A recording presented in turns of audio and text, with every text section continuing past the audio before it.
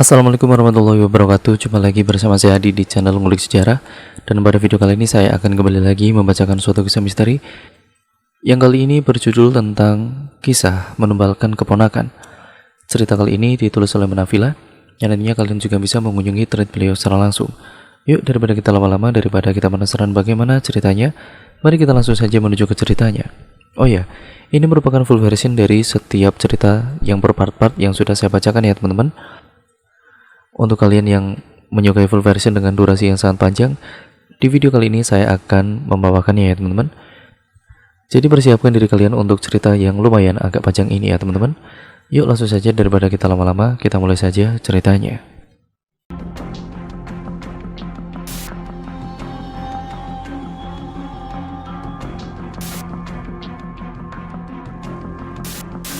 Waktu sudah menunjukkan pukul 9. Di sini aku hanya ditemani oleh suara detak jam dinding dan suara air yang keluar dari keran. Seperti inilah kegiatanku setiap hari, yang selalu berulang, dan berulang. Bosan? Ya pasti. Tapi inilah yang harus aku jalani sebagai ibu rumah tangga. Semua piring dan gelas di depanku telah tercuci bersih. Sekarang saatnya aku beristirahat dengan duduk di kursi goyang milik Eyang yang berada di ruang tengah sambil menonton televisi. Aku ingin meluruskan kaki dan merebahkan punggung sejenak. Tidak lupa aku mengambil ponsel dan mengirim pesan singkat ke Mas Angga. Aku mengabarinya bahwa adikku, yaitu Bima, sudah pulang beberapa saat yang lalu. Setelah itu, tidak lupa aku melihat kumpulan foto yang tersimpan di ponselku. Aku melihat satu persatu foto dari saat Raka, anakku yang waktu itu masih bayi, foto saat resepsi pernikahanku dengan Mas Angga, hingga foto-foto saat aku masih lajang dulu. Untuk beberapa saat pikiranku sempat melayang ke masa-masa indah itu, tapi aku tidak mau berlama-lama terlarut dalam lamunanku. Aku memutuskan untuk menyimpan ponselku dan kembali meregangkan otot-otot yang mulai kaku. Sungguh rasanya aku sangat malas melakukan apapun hari ini. Mama, Raka muncul dari ruang tamu dan menggoyang-goyangkan lenganku. Makan lagi, masih lapar. Tadi kan sudah makan banyak, nak. Ya udah, ambil sendiri di dapur ya. Lalu Raka pun pergi untuk mengambil pancake yang masih tersisa di meja dapur. Prang! Tidak lama setelah itu terdengar suara sesuatu yang pecah dari arah dapur. Aku terperanjat dan langsung berlari ke sana, khawatir sesuatu yang buruk terjadi kepada anakku. Sesamanya di sana, aku mengelus dada dan bernapas lega. Raka masih duduk di atas kursi dan hanya menjatuhkan gelas yang ada di meja. Lantas aku mengambil sapu dan membereskan pecahan gelas itu. Ada apa ini? Apa yang pecah? Tanya ibu yang tiba-tiba berdiri di belakangku. Tadi gelasnya tersenggol Raka waktu lagi makan di meja, Bu. Jawabku. Aduh, Raka, lain kali hati-hati ya. Bahaya kalau sampai kamu injak pecahan gelas. Ibu menasihati Raka dengan nada agak tinggi. Dan Raka hanya membalasnya dengan anggukan. Kemudian dia melanjutkan makannya lagi dengan sangat lahap. Udah, gak apa-apa. Toh Raka juga masih kecil, Bu. Masih kurang hati-hati. Balasku untuk meredam suasana yang mulai terasa kurang nyaman. Kamu juga jangan terlalu memanjakan anakmu. Bisa ke bawah sampai dia besar nanti. Lanjut ibu yang masih belum menurunkan nada bicaranya. Iya, Bu. Jawabku singkat agar pembicaraan ini segera berakhir. Emang ibu-ibu muda zaman sekarang gak pernah bisa tegas sama anaknya. Gak kayak zamanku dulu. Ibu melanjutkan ocehan sambil berjalan masuk ke kamarnya. Kekacauan di dapur telah usai. Raka juga sudah kembali bermain mobil-mobilannya. Kali ini dia bermain di ruang tengah. Aku memutuskan untuk masuk ke kamar untuk mengembalikan suasana hatiku yang rusak barusan. Kurebahkan badanku ke kasur yang empuk. Sambil melamun, di benakku selalu terlintas pikiran untuk segera pergi dari rumah ini. Memiliki rumah sendiri, kecil, ya tidak apa-apa, dan tinggal bertiga dengan Mas Angga dan juga Raka.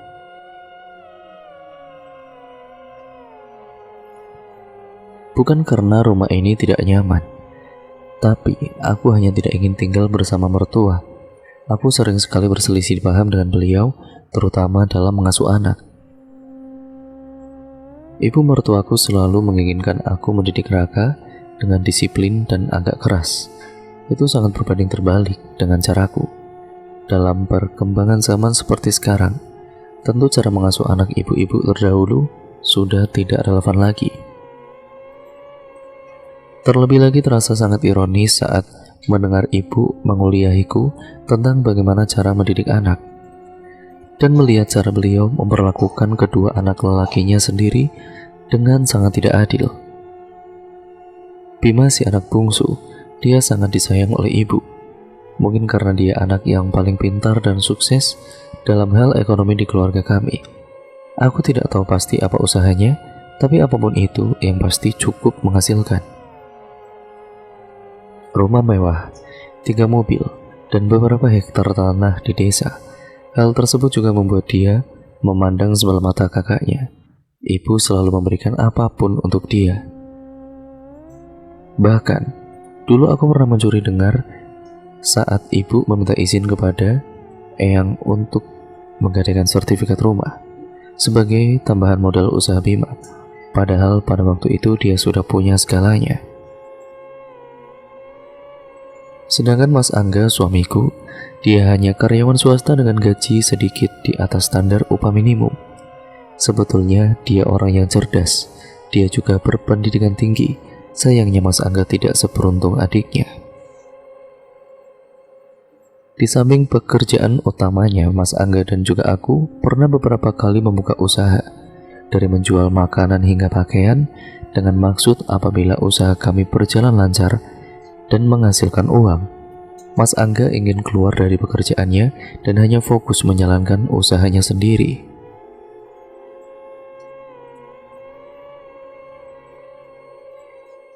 Tapi semuanya gagal di tengah jalan karena kami kurang cakap dalam mengelola usaha. Modal yang kami ambil dari tabungan pun habis kami bangkrut. Yang lebih menyedihkan lagi, tidak ada sedikit pun uluran tangan dari ibu kepada kami yang kala itu benar-benar membutuhkan bantuan. 3 tahun, waktu yang termasuk sangat singkat untuk memutarbalikkan nasib seseorang. Bima bangkrut entah karena apa sebabnya. Apa yang dia punya habis tidak tersisa. Kebangkrutan tersebut membuatnya terpaksa tinggal di rumah ini bersama kami. Karena dia sudah tidak punya lagi tempat untuk bersinggah. Kejadian itu membuatnya menjadi seseorang yang pendiam, pemurung, dan sangat tertutup. Dia menjadi orang yang aneh. Terkadang aku memergokinya berbicara seorang diri dan langsung terdiam seolah tidak terjadi apa-apa saat mengetahui ada orang yang memperhatikannya. Akhir-akhir ini juga sering membawa benda-benda aneh ke dalam kamarnya. Kami tidak mengetahui untuk apa kegunaan benda-benda aneh tersebut. Aku menjadi takut dan khawatir suatu saat dia melakukan sesuatu di luar akal sehat kepada kami. Hal itu membuatku semakin tidak betah berada di rumah ini. Sebenarnya, rumah yang kami tempati saat ini cukup luas, hanya 1 lantai. Di rumah utama terdiri dari ruang tamu, ruang tengah, dapur, dan 4 kamar. Di kamar depan ditempati oleh aku, Mas Angga, dan Raka. Kamar tengah ditempati oleh Bima, kamar samping ditempati oleh ibu mertua, yang terakhir kamar belakang ditempati oleh Eyang. Di bangunan terpisah di belakang rumah ada gudang dan kamar mandi. Ada juga halaman yang lumayan luas di samping rumah. Di sana terdapat pohon mangga sangat besar dan rindang. Dari bentuknya Terlihat pohon itu berumur sudah puluhan tahun. Buahnya sangat manis, kami baru memanennya 2 bulan yang lalu. Kalau dilihat dari bentuknya, rumah kami sepertinya bangunan peninggalan Belanda. Terlihat dari tembok, bentuk atap, dan pagar beton pendeknya yang masih kokoh. Tapi ibu dan eyang itu pun tidak tahu tentang sejarah rumah ini, karena kata mereka, rumah ini sudah ditempati keluarga secara turun-temurun. Ada hal lain yang aku keluhkan dari rumah ini, yaitu di kamar samping, tengah, dan belakang sama sekali tidak ada jendelanya. Hanya ada lubang kecil berbentuk persegi di bagian atas tembok kamar. Tentu saja itu tidak cukup untuk sirkulasi udara yang ideal, apalagi jika lampu dimatikan. Kamar akan terlihat gelap walaupun siang hari. Dari keempat kamar di rumah kami, hanya kamar ibu mertua yang paling bagus sirkulasi udaranya. Di sana ada jendela yang langsung menghadap halaman samping. Sangat tidak adil. Tapi di luar hal-hal yang membuatku muak tentang isi rumah ini, Rakalah yang menjadi satu-satunya alasanku untuk bertahan. Anak laki-lakiku yang pemberani dan selalu ceria. Dia hadir di tengah-tengah kami setelah 10 tahun pernikahanku dengan Mas Angga. Aku butuh waktu lama untuk memiliki keturunan karena kecelakaan yang aku dan juga Mas Angga alami 3 bulan setelah pernikahan, di mana aku sempat divonis oleh dokter tidak akan bisa memiliki keturunan setelah musibah itu. Maka dari itu, Raka adalah sebuah anugerah buatku. Raka sangat dekat dengan nenek dan juga buyutnya.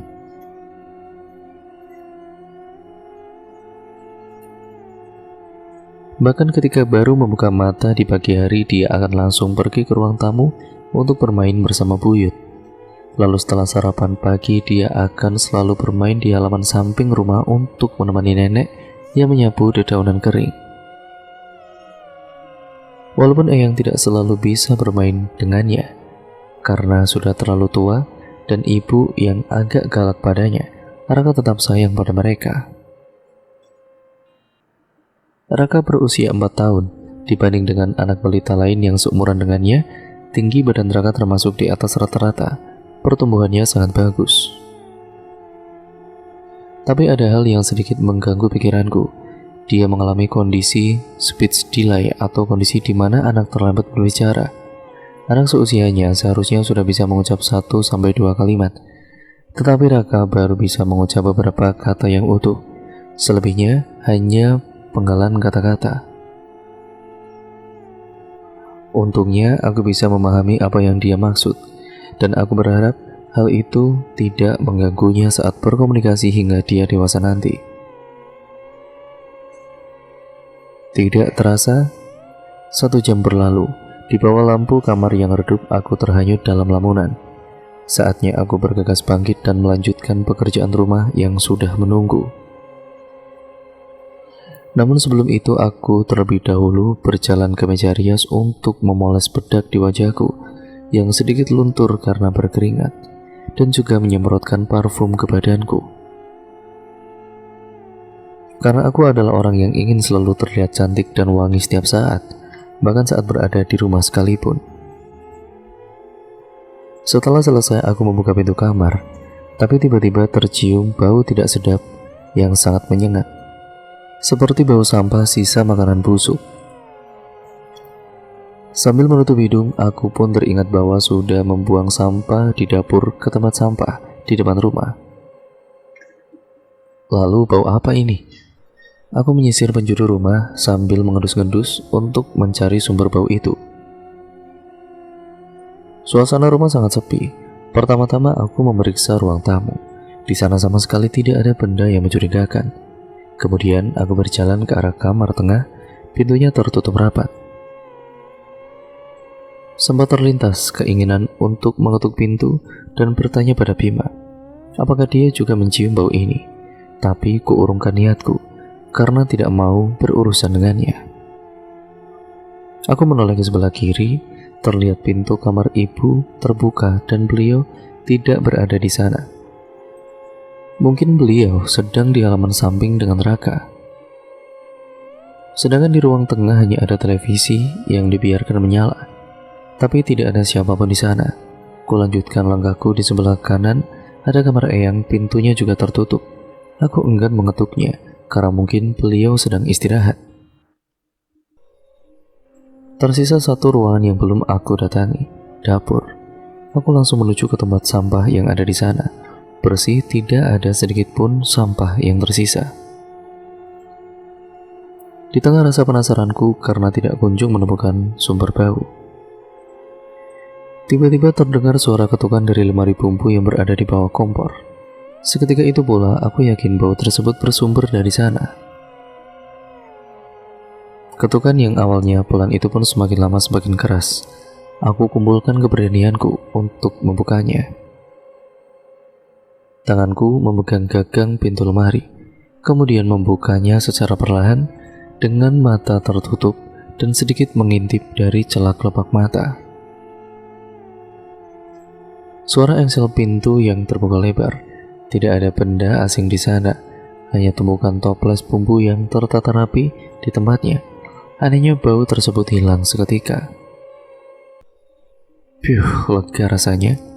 Mungkin itu hanya halusinasiku karena kelelahan saja, atau memang karena rumah ini sudah sangat tua sehingga ada beberapa titik rumah yang lembab dan mengeluarkan bau tidak sedap. Kututup kembali pintu lemari bumbu tersebut dan ingin memberitahukan kepada ibu tentang bau itu. Aku berdiri dan langsung bergegas ke halaman samping. Tapi tiba-tiba, "Kamu suka bauku?" Terdengar jelas suara perempuan di sebelah kananku. Aku langsung menoleh mencari sumber suara itu. "Kamu suka bauku kan?" Suara itu berubah menjadi teriakan dan berpindah ke sebelah kiri. Bulu kutuku berdiri. Aku tertegun, badanku kaku tidak bisa bergerak setelah mendengar suara yang entah dari mana asalnya. Mataku melihat ke setiap sisi dapur, tapi tidak ada siapapun di sana. Suara itu mendekat perlahan dan akhirnya terdengar sangat dekat di telingaku. Sumber suara itu seperti berjalan mengelilingiku. Kemudian badanku tiba-tiba terasa lemas hingga roboh ke lantai. Suara itu berputar-putar di sekitarku dengan nada yang meninggi, seolah-olah dia itu memintaku untuk menjawab pertanyaannya. Aku tidak tahan, kututup kedua telingaku dengan tangan yang gemetar. "Siapa kamu? Kamu siapa? Mau apa?" Tanyaku terbata-bata. "Kamu suka bauku kan?" Alih-alih menjawab, suara itu justru bertanya dengan lebih keras hingga menggema di seluruh penjuru dapur. Lalu aku merasa ada sesuatu yang menyentuh pergelangan kakiku, tapi aku tidak bisa melihat wujudnya. Diiringi dengan suara tawa yang mengerikan, perlahan-lahan sesuatu itu terasa naik hingga mencengkeram lenganku, dan kemudian seperti hendak memelukku dengan sangat erat. Aku mencoba melawan, meronta-ronta dengan berteriak sekuat tenaga untuk meminta pertolongan. Dor, Sari, kamu kenapa? Buka pintunya." Terdengar suara ibu menggedor pintu kamar dengan sangat keras. Seketika aku terhentak dan membuka mata. Astaga, hanya mimpi. Aku terdiam sejenak dan melihat-lihat sekitar. Ternyata aku masih berada di dalam kamar. Aku pun bangkit dari kasur dan kemudian membuka pintu. "Maaf bu, saya ketiduran dan mimpi kurang bagus," jawabku sambil mengusap keringat yang jatuh ke pipi. "Aduh, ibu kira kamu kenapa-napa. Apa kamu sudah sholat zuhur? Memang kurang baik kalau tidur di saat azan." "Hah? Sholat?" tanyaku dengan wajah bingung. Aku langsung menoleh ke arah jam dinding di dalam kamar. Betapa kagetnya aku ketika melihat jam sudah menunjukkan pukul 12 siang.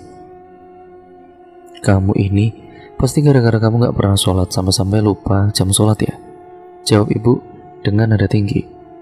Iya bu, nanti saya sholat," jawabku dengan kepala yang masih penuh dengan kebingungan. Kemudian ibu pun pergi ke kamarnya. Dengan keringat yang masih bercucuran, aku kembali duduk di kasur dengan bertanya, Ternyata aku tertidur lebih dari 2 jam. Padahal aku merasa sama sekali tidak pernah memejamkan mata semenit pun. Jadi sejak kapan aku tertidur? Aku sama sekali tidak ingat. Tapi mimpi buruk itu terasa sangat nyata. Aku masih bisa mengingat dengan jelas bau busuk yang aku cium. Ketika aku terjatuh ke lantai, telapak tanganku masih kurasakan kerasnya upin saat aku menahan badanku. Aku juga bisa merasakan dengan jelas saat sesuatu yang tidak terlihat tadi mencengkeram lenganku. Terasa sangat kasar dan dingin. Sepertinya ini akan menjadi mimpi buruk yang tidak akan terlupakan. Lagi-lagi aku melamun. 10 menit berlalu hanya untuk meyakinkan diriku apa yang baru saja aku alami. Teringat kata ibu, mungkin ada sesuatu yang mengingatkan aku untuk segera sholat. Kegiatan yang sudah tidak aku lakukan sejak bertahun-tahun yang lalu. Keluarga kami bukan keluarga yang religius, hanya ibu yang selalu melakukan sholat 5 waktu. Aku dan Mas Angga, ia paling hanya melakukan sholat pada saat hari raya. Aku berjalan ke kamar mandi untuk wudhu. Ku basuh tangan, wajah dan kakiku. Airnya terasa dingin, sangat menyegarkan. Sedikit mengurangi rasa takut akibat kejadian yang ku alami sebelumnya. Setelah selesai bersuci di kamar mandi, aku pun ke kamar dan bersiap untuk sholat. Ku buka pintu lemari dan mencari rak demi rak. Aku sudah tidak ingat lagi di mana mukena dan sajadahku berada. Setelah aku bongkar sebagian besar isi lemari, akhirnya ketemu. Benda yang aku cari berada di tempat paling dasar, di bawah tumpukan baju bekas yang berdebu. Ku kenakan mukena, lalu aku pun mulai sholat. Dengan terbata-bata, aku berusaha mengucapkan bacaan yang sudah lama tidak keluar dari mulutku. Di saat aku mencoba fokus beribadah, sayup-sayup terdengar suara Bima dari kamar sebelah. Dia seperti bergumam mengucap kata-kata yang aku tidak paham artinya, sambil sesekali tertawa tidak jelas. Terus terang itu sangat mengganggu. Aku berusaha tidak memperdulikannya dan hanya mencoba fokus beribadah. Lalu tiba-tiba muncul lagi sesuatu yang membuyarkan konsentrasiku. Bau busuk tadi tercium lagi. Aku menutup mata dan tetap melanjutkan ibadahku. Semoga ini cuma halusinasi dan suara perempuan itu tadi tidaklah nyata. Aku hanya bisa berharap energi positif yang ada di sekitarku melindungiku. Ceklek. Terdengar suara pintu terbuka perlahan. Tubuhku mulai gemetar. Aku masih terus melanjutkan bacaan sholat dengan terbata-bata dan mata terpejam.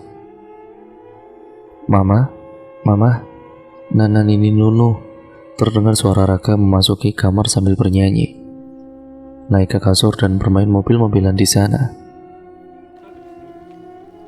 Seketika perasaanku langsung lega. Bagaikan ribuan ton beban yang ada di hatiku tersapu angin dan hilang seketika. Aku kembali berkonsentrasi, menyelesaikan kegiatan yang sedang aku lakukan saat ini. Kali ini aku merasa aman karena ada malaikat kecil yang berada di dekatku. Namun belum selesai aku melakukan sholat, Raka turun dari ranjang dan keluar dari kamar. Beberapa menit setelahnya, aku yang sudah selesai sholat dengan langkah cepat, aku bergegas menghampirinya. Ketika aku sudah melihat Raka di sana, rasa kekhawatiranku pun akhirnya sirna. Dia berdiri di bawah pohon mangga sambil menghadap ke arah jendela kamar ibu. Dia tertawa cekikikan dengan wajah riang sambil melambai-lambai seolah bercanda dengan seseorang di dalam kamar. Kulihat ke arah jendela, tapi tidak nampak siapapun. Hanya bayangannya sendiri yang terpantul di kaca. Mungkin dia sedang bermain dengan imajinasinya sendiri. Ayo Raka, masuk, ucapku sambil menggandeng tangannya masuk ke dalam rumah. Tapi dia berontak. Dia melepaskan tanganku dan kembali bermain di depan kaca jendela. Aku mencoba kembali menggandengnya dengan sedikit paksaan, tapi dia malah meronta lebih keras hingga kuku-kukunya yang sudah panjang melukai pergelangan tanganku. Secara spontan aku pun membentaknya dengan nada yang sangat tinggi, yang membuat tangisan pecah dari bibirnya. Aku yang panik pun mencoba menenangkannya dan membujuknya agar diam, atau paling tidak agar dia tenang terlebih dahulu. Selain itu, aku juga tidak mau mendengar ocehan ibu jika aku tidak segera menghentikan tangisan Raka, karena hari ini aku sudah lelah mendengar ceramah orang tua itu. Aku bersimpuh di depan Raka, memegang pundaknya, mengusap air mata di pipinya, dan sambil tersenyum aku berkata, Sudah, cup, udah jangan nangis ya. Nanti mama kasih permen deh." Seperti biasanya, dia langsung mengangguk dan seketika menghentikan tangisannya. Cara itu selalu ampuh untuk menenangkan Raka. "Raka, tunggu di depan televisi dulu ya. Kukunya mau mama potong." Raka pun menurut dan langsung duduk manis di sana. Aku memotong dan memberikan satu persatu kotoran kukunya yang berwarna kehitaman. Aku tidak menyangka kukunya panjang secepat ini. Padahal aku baru memotongnya 3 hari yang lalu. Setelah kegiatan itu selesai, aku berjalan ke dapur dan membuang potongan kuku itu di tempat sampah yang ada di sana. Lalu aku bergegas ke kamar untuk bersiap-siap. Di saat melewati ruang tengah, aku terkaget setengah mati. Hingga jantungku berdegup sangat kencang. Aku melihat pintu kamar Bima yang sedikit terbuka dan nampak setengah wajahnya yang mengintip dari celah tersebut. Entah apa yang dia lakukan, dia terlihat seperti mengawasi sesuatu. Aku sendiri tidak tahu sejak kapan dia mengintip seperti itu. Bahkan bisa jadi dia sudah mengintipku saat sedang memotong kuku Raka tadi. Aku tidak nyaman dengan situasi ini dan langsung memilih pergi ke kamar daripada harus bertanya maksud dari orang aneh itu. Sesamanya di kamar, aku langsung mengganti pakaian dan duduk di meja riasku. Sore harinya kami berencana berjalan keliling kampung seperti biasanya, mengitari gang demi gang, hingga akhirnya kembali ke rumah dari arah yang lain. Lalu diakhiri dengan menyambut Mas Angga di teras rumah saat dia pulang bekerja nanti. Entah kenapa, aku selalu suka saat menyambut suamiku ketika dia pulang kerja, karena menurutku itu adalah hal yang romantis. Baru saja berjalan keluar rumah, terdengar suara yang tidak asing bagi kami. Suara Bu Darmi, tetangga sebelah rumah. "Halo Raka, aduh kelihatan ganteng banget hari ini, sini mampir, Eyang kasih kue," ucapnya sambil duduk santai di halaman rumah. Raka berteriak kegirangan. Dia melepaskan gandengan dan berlari ke arah rumah Bu Darmi. Mau tidak mau, aku juga harus mampir ke rumah itu. "Terima kasih Bu." Aduh, jadi ngerepotin nih, ucapku berbahasa basi. "Gak apa-apa. Oh iya, melatinya sudah mulai tumbuh. Nanti kalau sudah mekar, aku kabari ibumu." "Iya Bu, makasih. Soalnya melati di halaman rumah juga sudah saya petik minggu kemarin." Kata ibu, di pasar sekarang juga lagi susah cari bunga melati yang masih segar. Lagi pula persediaan melati kayaknya juga tinggal sedikit. Gak tahu harus beli dari mana lagi. Coba cari di kota, siapa tahu aja ada yang jual. Ngomong-ngomong, apa anak Bima sudah pulang?" Tiba-tiba Bu Darmi mengganti topik pembicaraan. "Sudah, Bima sudah pulang kok. Kenapa Bu? Kok tiba-tiba tanya masalah Bima?" Jawabku heran karena pertanyaan yang tidak pernah aku duga sebelumnya. "Kata ibumu, kan dia sudah seminggu lebih belum pulang. Tadi waktu aku pulang dari kota sebelah, aku ketemu Bima di terminal. Tapi waktu aku tegur, dia diam saja. Malah kelihatan kayak orang ketakutan dan langsung pergi. Ya mungkin waktu itu dia sedang buru-buru, atau mungkin karena capek, nggak fokus dan pengen cepat-cepat pulang. Sekarang dia sedang istirahat di kamarnya," balasku yang berniat mengakhiri pembicaraan. "Mama, ayo." Raka menarik-narik tanganku, mengajak agar segera melanjutkan jalan-jalan sore kami. Hal tersebut aku manfaatkan untuk berpamitan dengan Bu Darmi, karena aku tidak mau mengobrol lebih lama tentang Bima. Mari Bu, kami lanjut jalan dulu, ucapku. Iya, hati-hati di jalan, jawab Bu Darmi sambil melambaikan tangannya pada Raka. Dari sekian banyak tetangga, hanya Bu Darmi yang sering berinteraksi dengan kami. Beliau berusia sedikit lebih tua dari ibu. Kata eyang, beliau adalah salah satu dari segelintir penduduk yang sudah lama tinggal di kampung ini, di mana sebagian besar masyarakat sekitar adalah pedagang dari kota yang membeli tanah di kampung ini. Ya karena harganya yang lebih rendah dari tempat asal mereka. Aku dan Raka melanjutkan perjalanan. Kami jalan perlahan-lahan sambil menikmati langit sore yang berwarna jingga, hingga kami akan sampai ke rumah. Sudah 2 minggu ini Mas Angga selalu pulang terlambat, sehingga apa yang sudah aku rencanakan hari ini tidak berjalan dengan semestinya. Aku hanya ingin melakukan sesuatu yang romantis layaknya yang dilakukan oleh istri-istri lain di luar sana. Tapi semua sirna hanya karena satu kalimat pesan singkat. Angga pulang telat lagi? Tanya ibu heran. Katanya sedang banyak kerjaan Bu. Ya maklum, sekarang ini kan mendekati akhir tahun. Aku berusaha membela Mas Angga walaupun aku juga sangat kesal kepadanya. Setelah beberapa lama kami duduk, aku baru sadar kalau ternyata Raka sudah tertidur.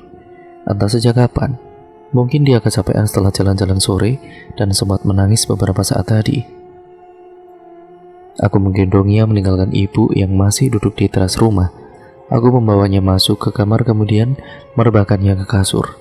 Sayup-sayup terdengar azan maghrib berkumandang. Malam membelai kulit tanganku dengan lembut. Hujan deras dan suara petir menggelegar di setiap penjuru langit, mengiringi air hujan yang kini mulai menunjukkan rupa. Jam sudah menunjukkan pukul 9 malam. Bim, tadi itu kamu pulang jam berapa?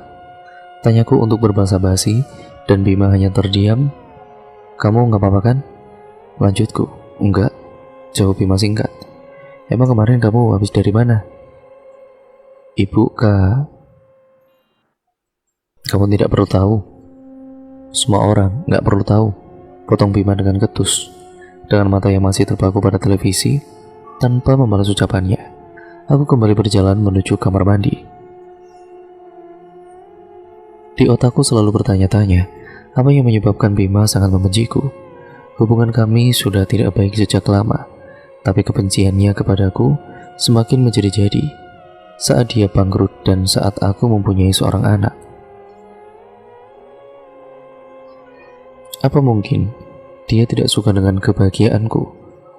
Padahal dulu aku sangat iri dengan kesuksesannya, kekayaan yang dia dapatkan, dan perhatian ibu kepadanya. Aku selalu berusaha untuk bisa menjadi seperti dia. Beberapa kali aku coba, tapi selalu gagal. Hasilnya, dia selalu memandangku sebelah mata. Krek, krek. Tiba-tiba terdengar suara seperti kuku yang mencakar-cakar sebuah kayu. Asalnya dari balik pintu gudang itu. Itu bukanlah suara yang dibuat oleh makhluk hidup, tapi aku tidak mau menggubrisnya, karena setiap hari aku selalu mendengarkan suara itu. Aku sudah tinggal di rumah ini sudah sangat lama, sehingga hafal betul kapan suara itu muncul, dan aku sama sekali tidak menganggapnya sebagai gangguan. Suara itu hanya muncul di waktu yang sama, dari dini hari sampai sebelum azan subuh, tidak berlangsung lama, hanya beberapa menit, tapi aku rasa orang rumah tidak ada yang menyadari hal itu, karena mereka masih tertidur lelap. Tidak terasa berjam-jam aku berdiam diri untuk di ruang tamu. Dari kejauhan terdengar suara ayam jantan berkokok bersaut-sautan, tapi tidak sedikit pun sinar matahari menunjukkan wujudnya. Di langit hanya terlihat kumpulan awan kelabu, dan bumi diselimuti kabut tipis yang mempertegas udara terasa sangat dingin pagi ini. Terdengar suara celoteh Raka dari dalam kamar, walaupun kata-katanya tidak terlalu jelas, Tapi aku mengerti kalau dia sedang meminta keluar kamar. Tidak lama kemudian dia berlari ke ruang tamu, berlari ke arah jendela, dan duduk di sana sambil bermain embun yang menempel di kaca. Hal itu sudah menjadi kebiasaannya beberapa bulan belakangan. Aku mendekati Raka, bersimpu di depannya, menempelkan jari telunjuk ke bibir, dan berkata, "Shh, jangan nangis, nanti mama kasih permen." Seketika Raka pun terdiam. Seketika kemudian aku menggendong Raka sambil menimang-nimang dan menepuk-nepuk punggung Raka hingga dia tenang, dan membawanya masuk ke dalam kamar. Suasana rumah jadi kembali tenang, bersamaan dengan munculnya sinar matahari yang terlihat masih malu-malu bersembunyi di balik awan yang tipis. Srek, srek, srek. Suara sapu lidi beradu dengan daun-daun kering terdengar dari arah halaman sebelah rumah. Ibu terlihat agak kesusahan menyapu daun mangga yang berguguran di rerumputan yang basah karena hujan semalam. Aku berniat menemaninya sambil mencari udara segar. Saat aku berjalan ke sana, tiba-tiba aku merasa tidak nyaman. Ada perasaan yang mengganggu, sumbernya dari sebelah atas kepalaku. Ketika aku menoleh ke atas, aku langsung tertegun. Aku melihat ada sosok yang berdiri di atas pohon mangga. Dia bukan berdiri di atas pohon mangga, melainkan berdiri tegak dengan kakinya yang panjang dan kurus, hingga tinggi badannya setara dengan pohon mangga itu. Aku terpaku memperhatikan wujudnya sangat mengerikan. Perempuan kurus tinggi berkulit pucat, berbaju hitam, berambut panjang hingga hampir menyentuh tanah, dan berwajah sangat tirus. Dengan taring yang menghiasi mulut dan mata yang putih melebar, dia menatap ke arahku. Bulu kutuku berdiri. Aku memalingkan muka, dalam hati bertanya-tanya, makhluk apakah itu? Sudah lama aku tinggal di rumah ini, tapi aku baru pertama kali melihatnya. Terlebih lagi, aku belum pernah melihat makhluk gaib menampakkan diri di pagi hari begini. "Kok kamu ngelamun, Sar?" tanya ibu yang membuatku terkejut hingga jantungku berdegup lebih kencang. Enggak apa-apa kok. Aku cuma lihat kok, banyak banget daun yang rontok pagi ini," jawabku untuk mengalihkan pembicaraan. Semalam hujan lebat, anginnya pun kencang, wajar kalau banyak yang gugur. Kuberanikan diri untuk kembali menatap ke arah pohon mangga, dan syukurlah sosok itu sudah tidak nampak. Aku bernapas lega dan masih berpikir sejak kapan sosok itu ada di rumah ini. Apakah ada seseorang yang mengirimnya ke sini untuk berniat buruk pada keluarga kami? Tapi untuk apa? Sudahlah, yang penting saat ini dia tidak muncul di hadapanku lagi. Ku alihkan pandanganku ke arah teras depan. Di sana terlihat Angga dan Raka. Mereka terlihat bersiap untuk pergi ke pasar. Dengan menggunakan motor, mereka berpamitan dan berangkat. Aku senang melihat wajah Raka yang sumringah. Akhirnya dia bisa pergi jalan-jalan dengan ayahnya. Setelah selama 2 minggu dia tidak pernah keluar rumah, karena setiap akhir pekan selalu hujan. Akibatnya dia sering melamun dan bermain sendiri. Kasihan. Pagi itu matahari sudah agak tinggi.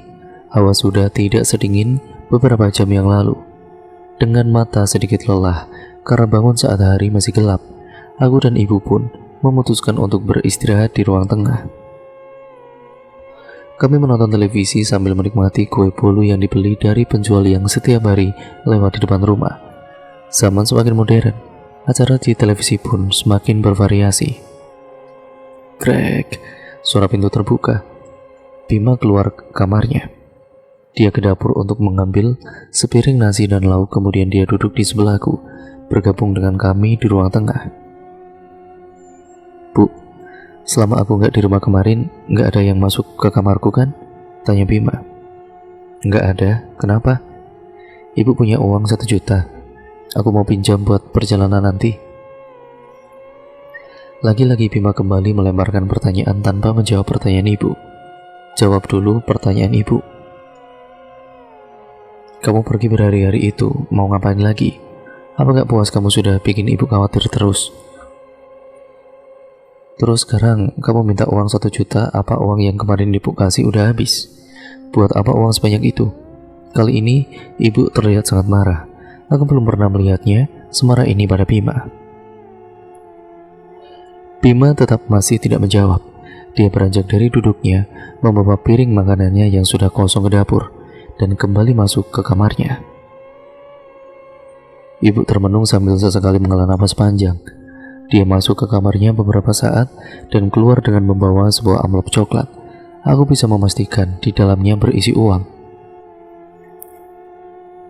Dia berdiri di depan kamar Bima dan hendak mengetuk pintunya, tapi dia mengurungkannya. Ibu lebih memilih memasukkan amplop tersebut dari celah bawah pintu. Setelah dia itu kembali duduk di dekatku dengan wajah lesu. Aku tidak tahu apa yang ada di pikiran ibu.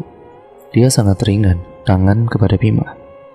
Padahal dia tahu Bima tidak sedang baik-baik saja. Meskipun kami yang ada di rumah ini tidak pernah masuk ke kamarnya, tapi kami tahu kalau dia menyimpan beberapa benda aneh di sana.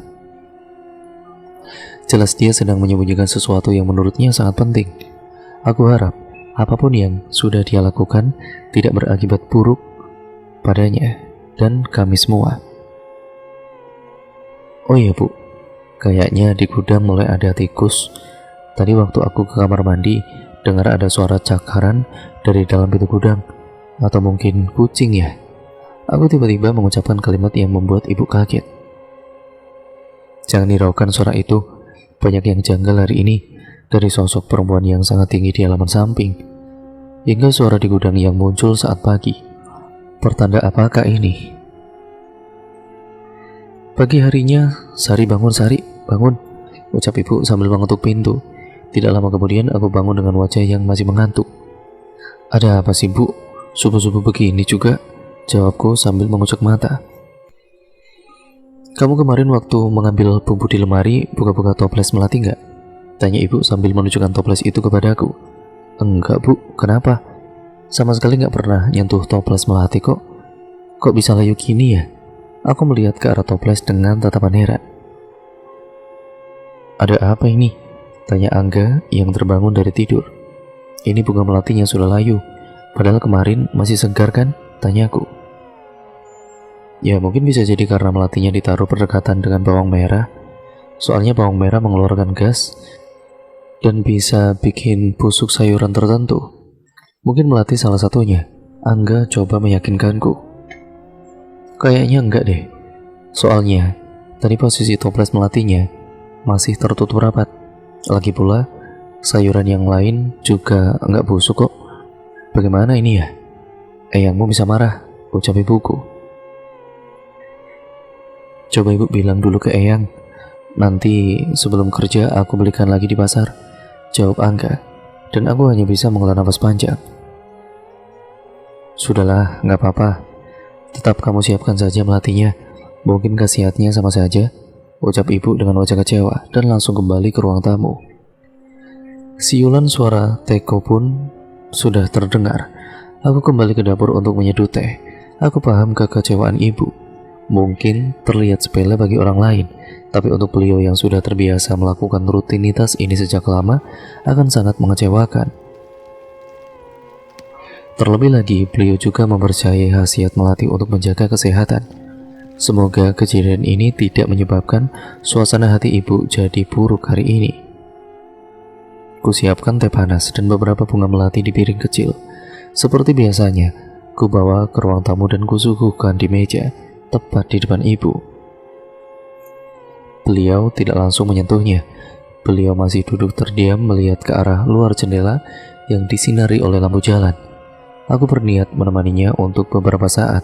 Kami duduk berdua di bawah foto keluarga, di mana pemandangan jadi sangat bertolak belakang. Di dalam foto kami semua terlihat tersenyum bahagia, sedangkan di bawahnya aku dan juga ibu duduk bersebelahan dengan wajah murung. Kalau memang melatinya sudah tidak segar, nggak usah dimakan bu. Khawatir nanti kenapa-napa, kataku sambil merapikan gulungan rambutnya yang terlihat masih agak berantakan. Gak apa-apa kok, sudah lama ibu makan melati tapi ibu juga gak kenapa-napa. Balas ibu yang kemudian mulai mencampurkan melati ke tehnya. Ibu meminum teh itu dengan mata yang terlihat sangat hampa, tidak seperti subuh-subuh sebelumnya.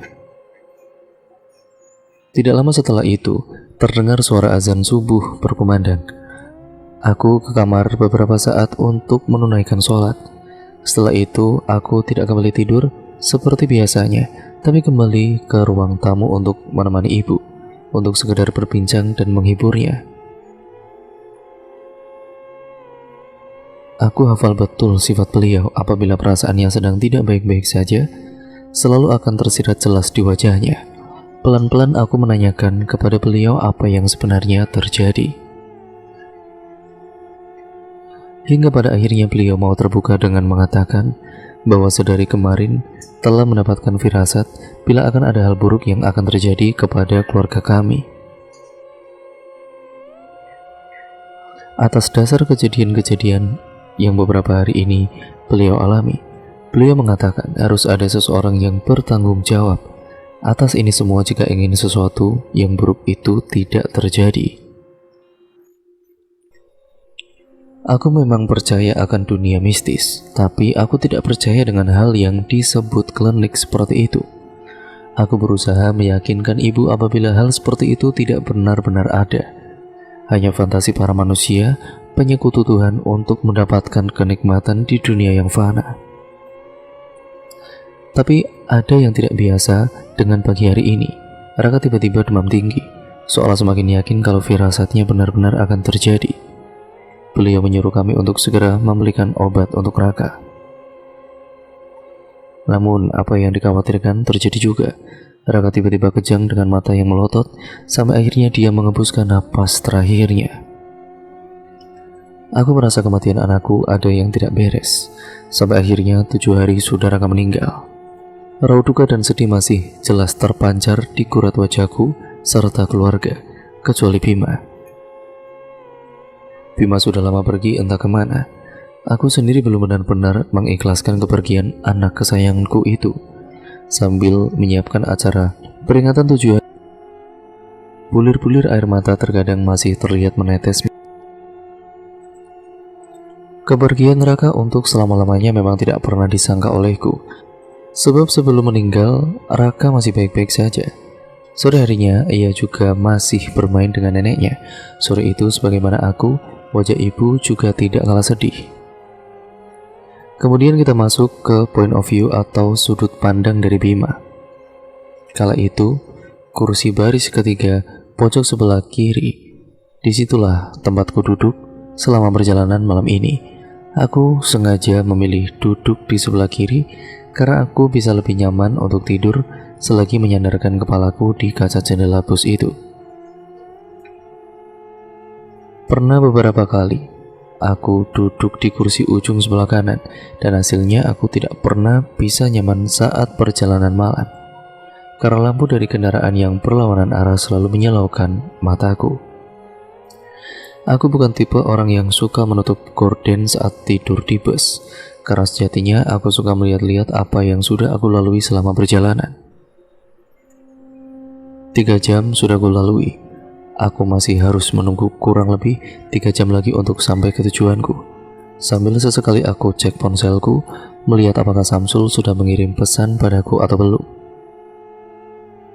Samsul adalah sahabat terbaikku ataupun salah satu sahabatku. Satu-satunya orang yang masih berkomunikasi denganku setelah teman-teman yang lain hilang kontak. Aku mengenal Samsul kurang lebih 3 tahun yang lalu. Dia adalah tempat di mana aku menceritakan semua masalah hidupku. Beruntungnya aku, karena dia selalu bersedia membantu menyelesaikan masalah-masalah yang aku hadapi. Tidak seperti manusia-manusia kotor yang hanya mau bergaul denganku saat aku punya segalanya, dan menghilang saat aku sudah tidak punya apa-apa lagi. Sungguh menjijikan. Mereka melupakanku begitu saja. Mereka sama sekali tidak ingat akan jasa-jasaku yang telah mengajari mereka bermain dengan bursa saham terkutuk itu. Sialnya aku bertemu salah satu dari mereka di terminal tadi. Ketika aku sapa dan hendak meminta sebatang rokok padanya, dia malah menghina dan merendahkan aku. benar-benar manusia yang tidak tahu terima kasih. Kalau saja tidak ada pihak keamanan terminal yang memisahkan kami, mungkin aku sudah membuatnya babak belur. Mujur sekali dia. Jika lain waktu bertemu dengannya lagi, aku jamin dia tidak akan mengalami keberuntungan seperti tadi. Perjalanan kali ini sangat sepi. Sejak keberangkatan hingga sekarang bus tidak pernah penuh. Sampai detik ini hanya tersisa 8 penumpang, 3 di depan dan 4 di belakang. Sebenarnya aku sudah jenuh dengan perjalanan lintas provinsi ini. Sudah kali kelima aku melakukannya, tapi menurut informasi yang aku dapat dari Samsul ini adalah pertemuan terakhir.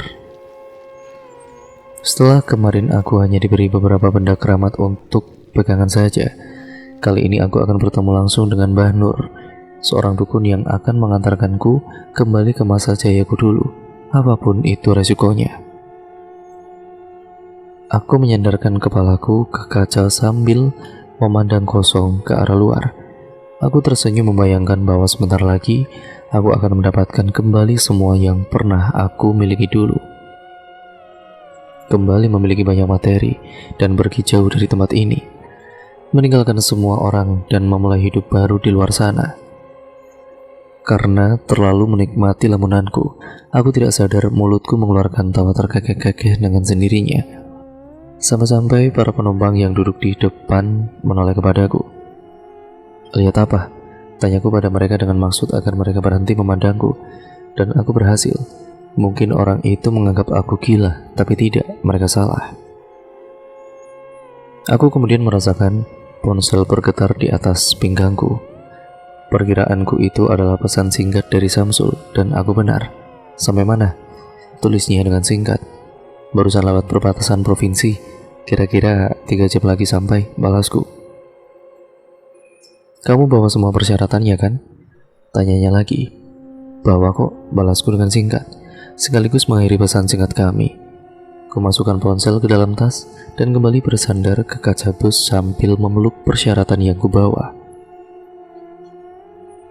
Sebuah kotak kayu kecil yang terbungkus dengan kain putih yang berisi kembang 7 rupa, potongan kepala ayam cemani yang sudah kering, jimat yang sudah aku baca-baca mantra sesuai apa yang dituliskan oleh Mbah Nur.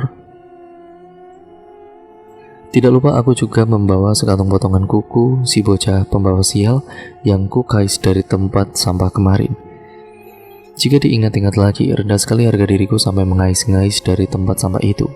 Kalau bukan karena hal ini, aku tidak akan sudi melakukan. "Persiapan, terminal terakhir."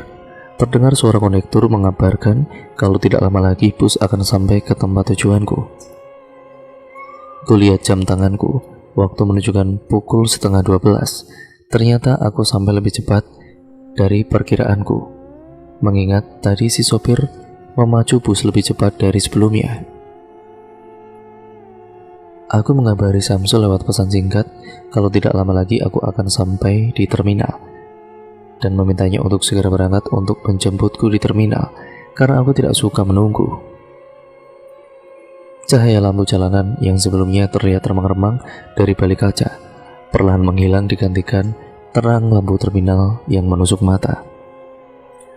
Sopir menjaga laju dengan perlahan sambil sesekali menengok ke arah pemberhentian, kemudian bus pun berhenti bersamaan dengan desis suara rem angin. Penumpang yang hanya tinggal segelintir berjalan keluar bus tanpa banyak suara.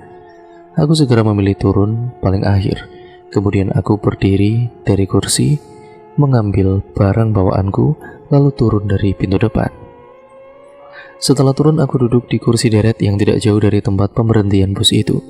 Aku memperhatikan sekitar, orang yang berlalu lalang hingga pedagang asongan. Semuanya membuatku merasa tidak nyaman. Aku benci keramaian. Aku berkali-kali menengok ke segala arah, tapi batang hidung Samsul tidak tampak sama sekali. Aku sudah coba menelepon dan mengirim pesan singkat kepadanya, namun sama sekali tidak ada balasan. Itu membuatku benar-benar sangat kesal. Sudah 5 kali kami melakukan pertemuan, tidak sekalipun dia datang tepat waktu. 1 jam berlalu, aku hanya terduduk dan sesekali melihat jam. Sambil menghisap rokok, yang barusan aku beli dari pedagang asongan yang duduk tepat di depanku. Di kejauhan aku melihat seseorang berbadan tambun dengan rambut sedikit botak berjalan dengan santainya menembus kerumunan orang. Itu Samsul. Aku seketika berdiri dan menghampirinya karena benar-benar geram. Sialan kamu, aku sudah menunggu 1 jam lebih. Santai bos, kita nggak lagi buru-buru kan? Jawabnya masih dengan ekspresi santai. Aku udah nggak mau nunggu lagi, ayo berangkat, ucapku sambil mendorongnya untuk segera bergegas. Kami berjalan melalui lorong demi lorong yang mulai sepi. Aku mempercepat langkahku sambil berkali-kali menoleh ke belakang untuk memaksa Samsul berjalan lebih cepat. Tapi percuma, dia tetap berjalan santai, seolah tidak menghargai waktuku yang sudah lama terbuang. Lalu ketika kami sampai di tempat parkir mobil, Samsul berucap, "Shh, bukan di situ," sambil menuju ke arah lain yang lebih jauh dari seberang parkiran mobil. Kali ini dia berjalan lebih cepat dari sebelumnya, dan gantian aku yang mengikutinya dari belakang. "Kok nggak parkir di sini?" tanyaku heran. "Aku naik motor," jawab Samsul sambil menoleh ke arahku. "Tumben?" tanyaku sambil mengerutkan dahi. "Iya, kan kali ini kita langsung ke rumahnya Mbah Nur. Jalannya kecil, gak bisa dilewati mobil soalnya," jawab Samsul yang sambil menunjuk motornya yang sudah terlihat. "Emang tempatnya jauh? Kenapa gak dari kemarin-kemarin kamu ngajak aku ke sana?" tanyaku dengan menambah sedikit kecepatan agar bisa menyusul Samsul. "Ya lumayan, butuh 1 jam perjalanan. Mbah Nur itu pasiennya juga banyak, gak bisa sembarangan ketemu. Kalau cuma ngasih barang persyaratan ritual, lewat aku aja bisa. Lagi pula kasihan juga kalau tiap datang harus perjalanan jauh ke sana," jawab Samsul. "Kamu ada uang 300.000? tanya Samsul sambil menodongkan tangannya. "Ada, buat apa? Sini uangnya. Ini motor sewaan soalnya. Sekalian tadi bensinnya sudah aku isi penuh." Aku pun mengambil 2 lembar uang 50.000 dan kemudian memberikannya kepada Samsul. Sial, pikirku. Baru bertemu dengannya, sebentar saja aku sudah mengeluarkan uang. Semoga saja nanti hasilnya tidak mengecewakan. Kemudian kami berdua mengenakan helm dan berangkat. Butiran air samar-samar terlihat di bawah sorot lampu jalan. Sisa hujan beberapa jam yang lalu. Udara malam ini terasa sangat dingin, mengingat kota ini berada di dataran tinggi di daerah gunung. Ditambah lagi Samsul yang memacu motor dengan kecepatan agak tinggi, dan aku yang lupa mengenakan jaket karena tertinggal di rumah membuat kulitku seperti membeku. Di tengah perjalanan, jalan yang kami lalui kian menanjak. Samsul pun menurunkan kecepatan, nampak kabut yang agak tebal di depan mata. Jalan berkelok dan naik turun membuat Samsul lebih waspada memacu motornya. Apalagi jalan hanya diterangi lampu jalan yang jaraknya agak berjauhan, dan di beberapa titik kami terbantu dengan lampu rumah warga saat melewati pemukiman yang cukup jarang keberadaannya. Dari jok belakang, sesekali aku mengusap kacamataku yang berembun. Aku mencoba memperhatikan jalan yang aku lalui dari terminal sampai dengan titik di mana aku berada sekarang. Karena sepintas ingatan, aku pernah mengenal jalan ini sebelumnya, tapi entah kapan aku pernah melaluinya, aku sudah lupa. Di sisi kanan jalan terdapat tebing yang tidak seberapa tinggi dan dipenuhi ataupun ditumbuhi pepohonan lebat di atasnya. Dan di sisi kiri terdapat jurang yang cukup curam. Sesekali aku bisa melihat pemukiman yang tadi kami lalui dari atas sini, dan saat aku menoleh ke arah yang lain, terlihat lampu kota yang berwarna-warni, menandakan kami semakin menjauh dari keramaian kota. Pada kala itu jalanan semakin gelap. Sudah tidak ada lagi lampu jalanan, tidak ada lagi orang lain yang melintas, dan udara dingin yang semakin menusuk menjadikan suasana kian mencekam. Samsul menurunkan kecepatan untuk lebih berhati-hati. Dalam situasi gelap seperti ini, aku selalu gelisah dan membayangkan sesuatu yang buruk akan terjadi. Benar saja, tiba-tiba aku menyaksikan pohon-pohon di pinggir jalan yang kami lalui sejauh mata memandang bergoyang dengan kencang dan diiringi oleh suara-suara teriakan yang sangat mengintimidasi kami. Sul, apa itu? Tanyaku dengan panik sambil menepuk-nepuk bahu Samsul. Monyet di sini banyak, jawabnya dengan singkat. Astaga, ucapku sambil mengusap wajah karena lega. Setelah aku perhatikan di balik kegelapan, memang nampak samar-samar sekumpulan monyet yang berlompatan dari pohon ke pohon yang lain hingga membuat pepohonan itu bergoyang-goyang. Apa tempatnya masih jauh? Aku udah capek nih. Dikit lagi, tinggal 2 tanjakan lagi kok. Jawaban Samsul barusan membuatku sedikit lega.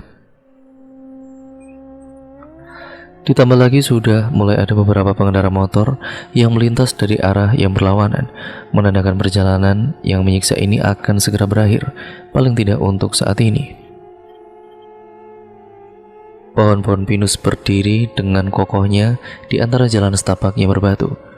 Awan mendung telah pergi dan seolah mengizinkan cahaya bulan menembus pepohonan untuk menerangi jalan kami. Perjalanan yang menyiksa tadi telah berakhir, namun berganti menjadi perjalanan yang jauh lebih menyiksa. Setelah melewati 2 tanjakan di jalan utama tadi, Samsul memarkir motornya di lahan kosong dan kemudian mengajakku berjalan melewati jalan setapak yang sebenarnya tidak layak dilalui. Medannya cukup landai, tapi berbatu dan agak licin. Hingga beberapa kali aku terpeleset dan untungnya aku bisa menguasainya. Tapi ada yang berbeda dari tempat ini.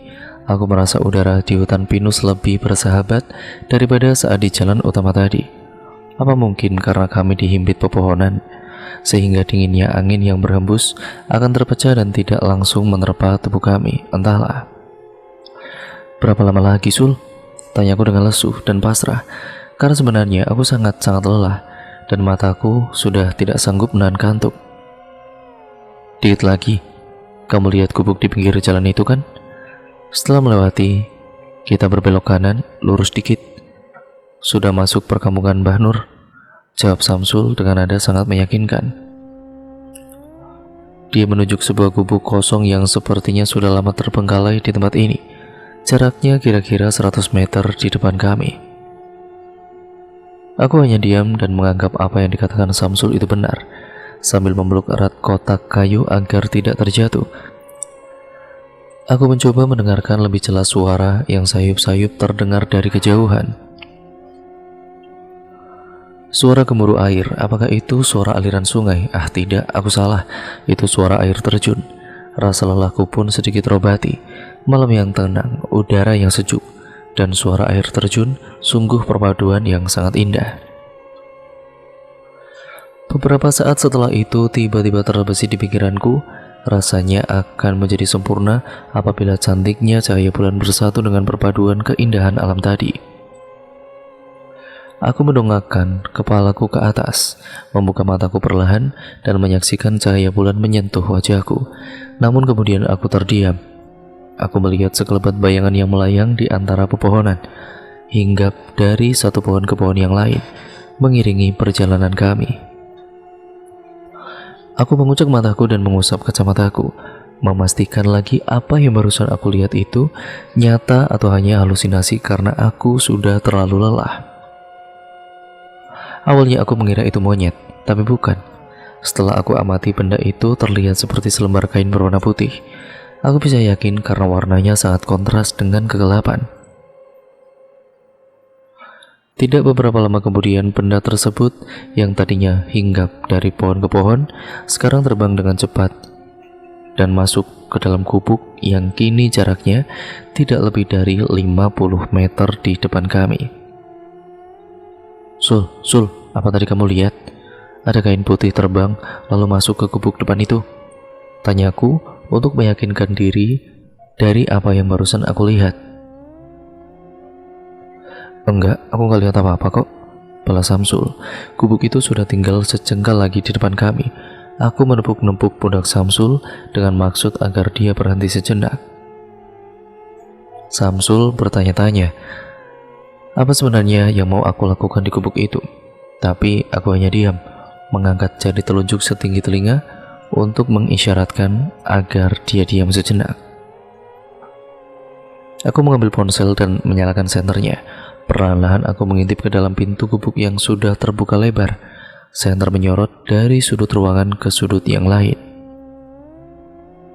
Dan di sudut paling jauh terlihat jelas sosok perempuan berambut panjang, berbaju putih, duduk meringkuk di lantai gubuk yang masih berupa tanah. Sosok itu membelakangiku sambil mengayun-ngayunkan badannya ke depan dan ke belakang secara perlahan. Sesaat sebelum aku benar-benar yakin dengan apa yang aku lihat, tiba-tiba sosok itu langsung terbang ke arahku, melilitku dari kaki hingga kepala, sampai pada akhirnya yang terlihat di mataku hanyalah kegelapan. Sekujur tubuhku terasa lemas dan diikuti oleh rasa nyeri yang berada di leher, yaitu tepatnya di leher belakang yang masih menempel. Udara dingin yang tadi aku rasakan sekarang berubah menjadi kehangatan yang membuat nyaman. Mataku masih terpejam, masih terasa berat untuk membukanya. Aku mencoba menggerakkan jemari tanganku dan kemudian meregangkan otot-otot punggung yang terasa lelah setelah melalui perjalanan panjang. Aku membuka mata dan bangun dari tidur. Di mana aku? Tanyaku dalam hati. Aku memasang kacamata yang terletak tepat di samping bantal dan dengan seksama aku perhatikan sekitar. Aku berada di sebuah ruangan yang cukup kecil. Perkiraanku ini adalah sebuah kamar. Aku berada di atas ranjang kayu kecil yang hanya cukup untuk satu orang, di mana di seberang ranjang ada sepasang jendela yang terbuat dari kayu. Terlihat hari sudah siang. Aku langsung meraba saku celanaku, mencari barang bawaanku, semuanya raib, termasuk kotak kayu pemberian Mbah Nur. Jegrek. Tiba-tiba pintu terbuka dan terlihat orang asing masuk ke ruangan.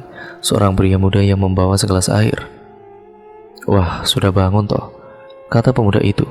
Sontak aku langsung bangkit dari ranjang, menarik kerak kaos pemuda tersebut dan mendorongnya ke tembok. Dasar maling, di mana barang-barangku? Kembalikan! Aku berteriak tepat di depan wajahnya. Pemuda itu terlihat sangat ketakutan hingga gemetar dan menjatuhkan gelas yang ia bawa hingga pecah. Tenang pak, pemuda itu mengangkat kedua tangannya seolah ingin menjelaskan sesuatu. Pak, ini pasiennya sudah bangun. Lalu pemuda itu berteriak memanggil seseorang di luar kamar. Tidak lama kemudian seorang pria tua muncul dari balik pintu. Secara spontan aku langsung mengambil pecahan gelas yang ada di lantai, mencekik leher si pemuda dari belakang, dan kemudian mengacungkan pecahan gelas ke wajah si pemuda, mengisyaratkan agar pria tua itu agar tidak mendekat ke arahku. Siapa kamu? Mau apa kamu kesini? Tanyaku dengan amarah dan rasa takut yang bercampur aduk.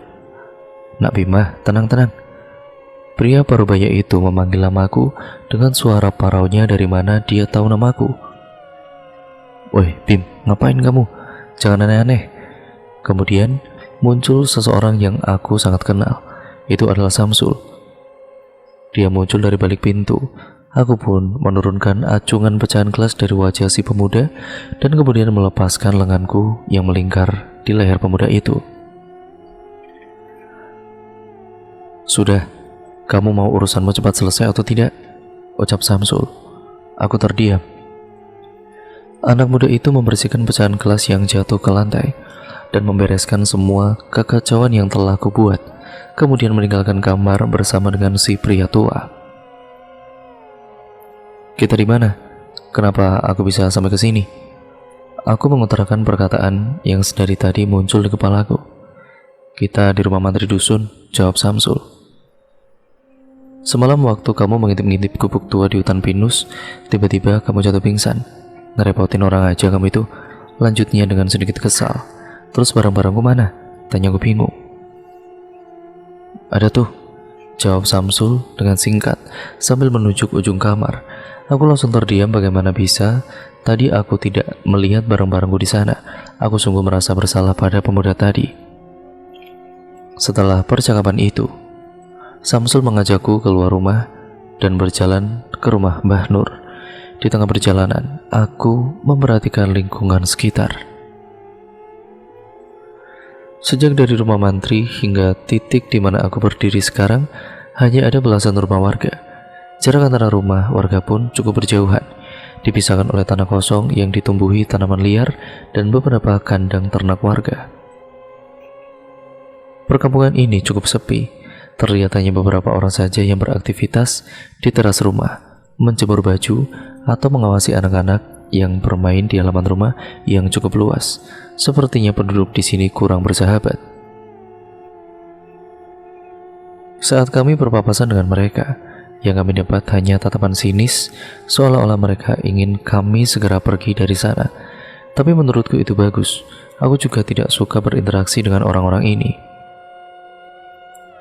Setelah berjalan beberapa menit, akhirnya kami hampir sampai di luar perkampungan. Tidak jauh di depan kami, terlihat sebuah papan kayu di samping jalan, yang di bawahnya sudah terlihat lapuk dan juga keropos. Di situ terdapat tulisan Dusun Sadang Pungkas berwarna putih, yang di beberapa hurufnya tidak terlihat jelas karena tertutup lumut. Kemudian kami pun meneruskan perjalanan keluar dusun.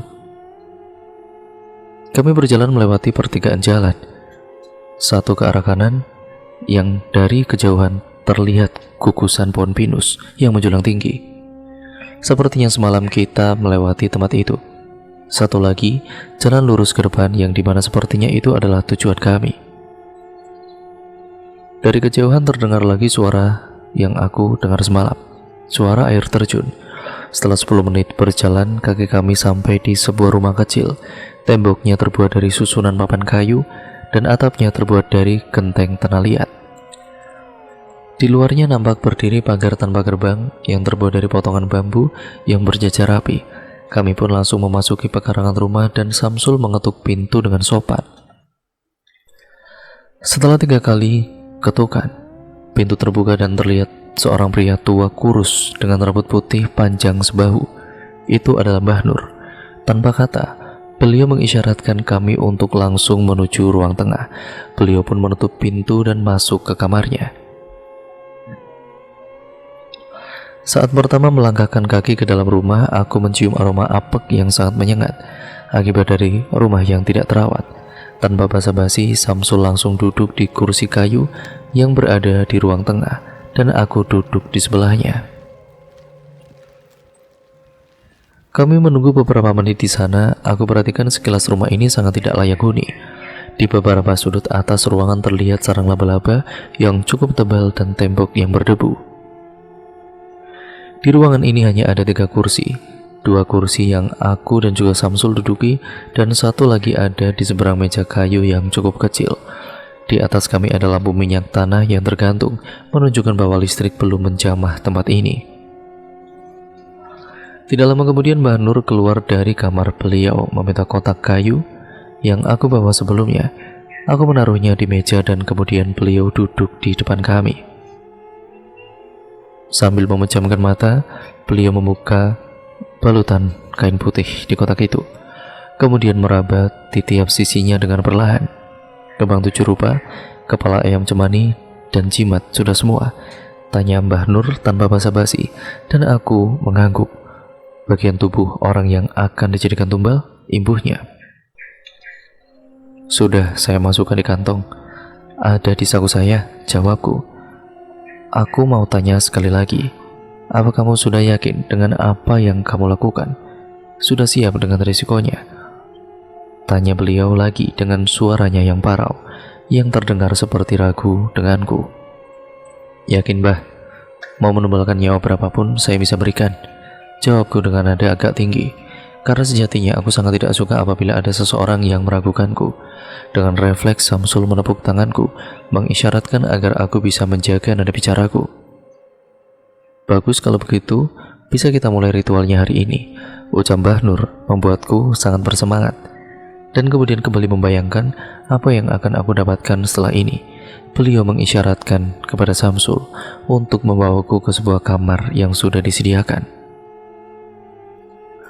Beliau menyuruhku untuk berdiam diri di kamar itu dan tidak boleh keluar hingga malam hari pada saat ritual akan dimulai. Lalu menyuruh Samsul untuk tetap di ruang tengah menemani beliau yang sepertinya memulai ritual dengan membakar dupa. Kamar ini sangat kotor dan membuatku sangat tidak nyaman. Hanya diterangi lampu minyak tanah yang berada di atas meja kecil di sudut ruangan. Di sana sudah tersaji makanan ringan dan rokok di atasnya, yang sepertinya sudah disiapkan untukku. Ada juga ranjang bambu dengan bantal yang sangat berdebu. Tidak ketinggalan dengan bau apak yang masih melekat di hidung, dan ditambah lagi dengan bau dupa yang masuk dari ruang tengah, membuatku sangat mual. Aku harus melawan rasa takut dan juga tidak nyaman ini. Aku naik ranjang dan mencoba berdiam diri sambil memakan makanan ringan yang ada di meja untuk mengganjal perutku yang sejak semalam itu belum terisi apa-apa. Tidak lupa menghisap beberapa batang rokok untuk menenangkan diri. Syukur-syukur kalau aku bisa cepat tidur agar malam datang lebih cepat. Kemudian terdengar suara ketukan pintu. Ketukan pintu itu membangunkanku. Terdengar suara Samsul dari luar, memintaku untuk keluar karena waktu yang ditentukan sudah tiba. Aku keluar kamar dan melihat meja dan kursi sudah tidak ada lagi. Hanya ada alat-alat perdukunan sudah tertata rapi di lantai ruang tengah, dengan sang dukun yang duduk di sebelahnya. Aku sama sekali tidak bisa melihat jam baterai ponselku habis kala itu, dan di sini tidak ada aliran listrik. Tapi perkiraanku ini sore selepas habis maghrib. Samsul mengarahkanku untuk duduk di posisi yang sudah disediakan atau disiapkan, tepat di depan Mbah Nur. Sejak aku keluar kamar, beliau sudah dalam posisi duduk bersila, menutup mata dan mulutnya berkemat-kamit. Entah apa yang beliau ucap, aku tidak bisa mendengarnya. Tidak lama kemudian beliau membuka mata. Dia memperhatikanku dari ujung rambut hingga ujung kaki, kemudian menyodoriku segelas air yang sudah ditaburi beberapa helai bunga dan sisa bakaran dupa ada di depannya. Beliau menyuruhku meminumnya. Ku ambil gelas itu dan aku perhatikan air yang ada di dalamnya. Perutku langsung mual saat membayangkan apa yang harus aku minum. Apa iya aku harus minum benda menjijikan ini? Beberapa menit aku terdiam untuk mengumpulkan tekad dan langsung menghabiskannya dalam sekali teguk. Seperti yang aku duga, badanku bergidik ngeri dan perutku rasanya campur aduk, tapi aku harus menahannya. Hahaha, bagus, ucap Mbak Nur sambil mentertawakanku, seolah aku telah melakukan sesuatu yang lucu. Sekarang, kamu lepas pakaianmu dan pakai sarung ini, lalu ikut aku ke kamar mandi untuk ritual pertama, lanjut Mbah Nur. Tanpa banyak kata, aku langsung menuruti perintahnya. Kurucuti pakaianku dan mengenakan sarung yang diberi oleh Mbah Nur. Beliau menuju ke arah ruang belakang, mempersilahkan agar aku berjalan terlebih dahulu, dan kemudian mengikutiku dari belakang. Di ujung lorong terdapat sebuah ruangan kecil, sekitar 2 meter persegi. Di sana terdapat sebuah bak mandi yang terdapat taburan bunga yang cukup banyak di atasnya. Mbak Nur menyuruhku untuk duduk sambil memejamkan mata, serta melafalkan bacaan yang sudah diajarkan kepadaku beberapa saat yang lalu sebanyak 13 kali. Tapi bacaan kali ini berbeda dengan bacaan yang diberikannya padaku untuk melakukan ritual di rumah beberapa hari yang lalu. Jujur, sebenarnya aku tidak tahu sedikit pun arti dari bacaan itu. Aku duduk di kursi kayu di samping bak mandi. Udara dingin pun tidak lagi terasa. Yang aku rasakan sekarang hanya rasa gugup dan was-was, berharap semua yang aku lakukan ini tidak sia-sia. Sudah siap?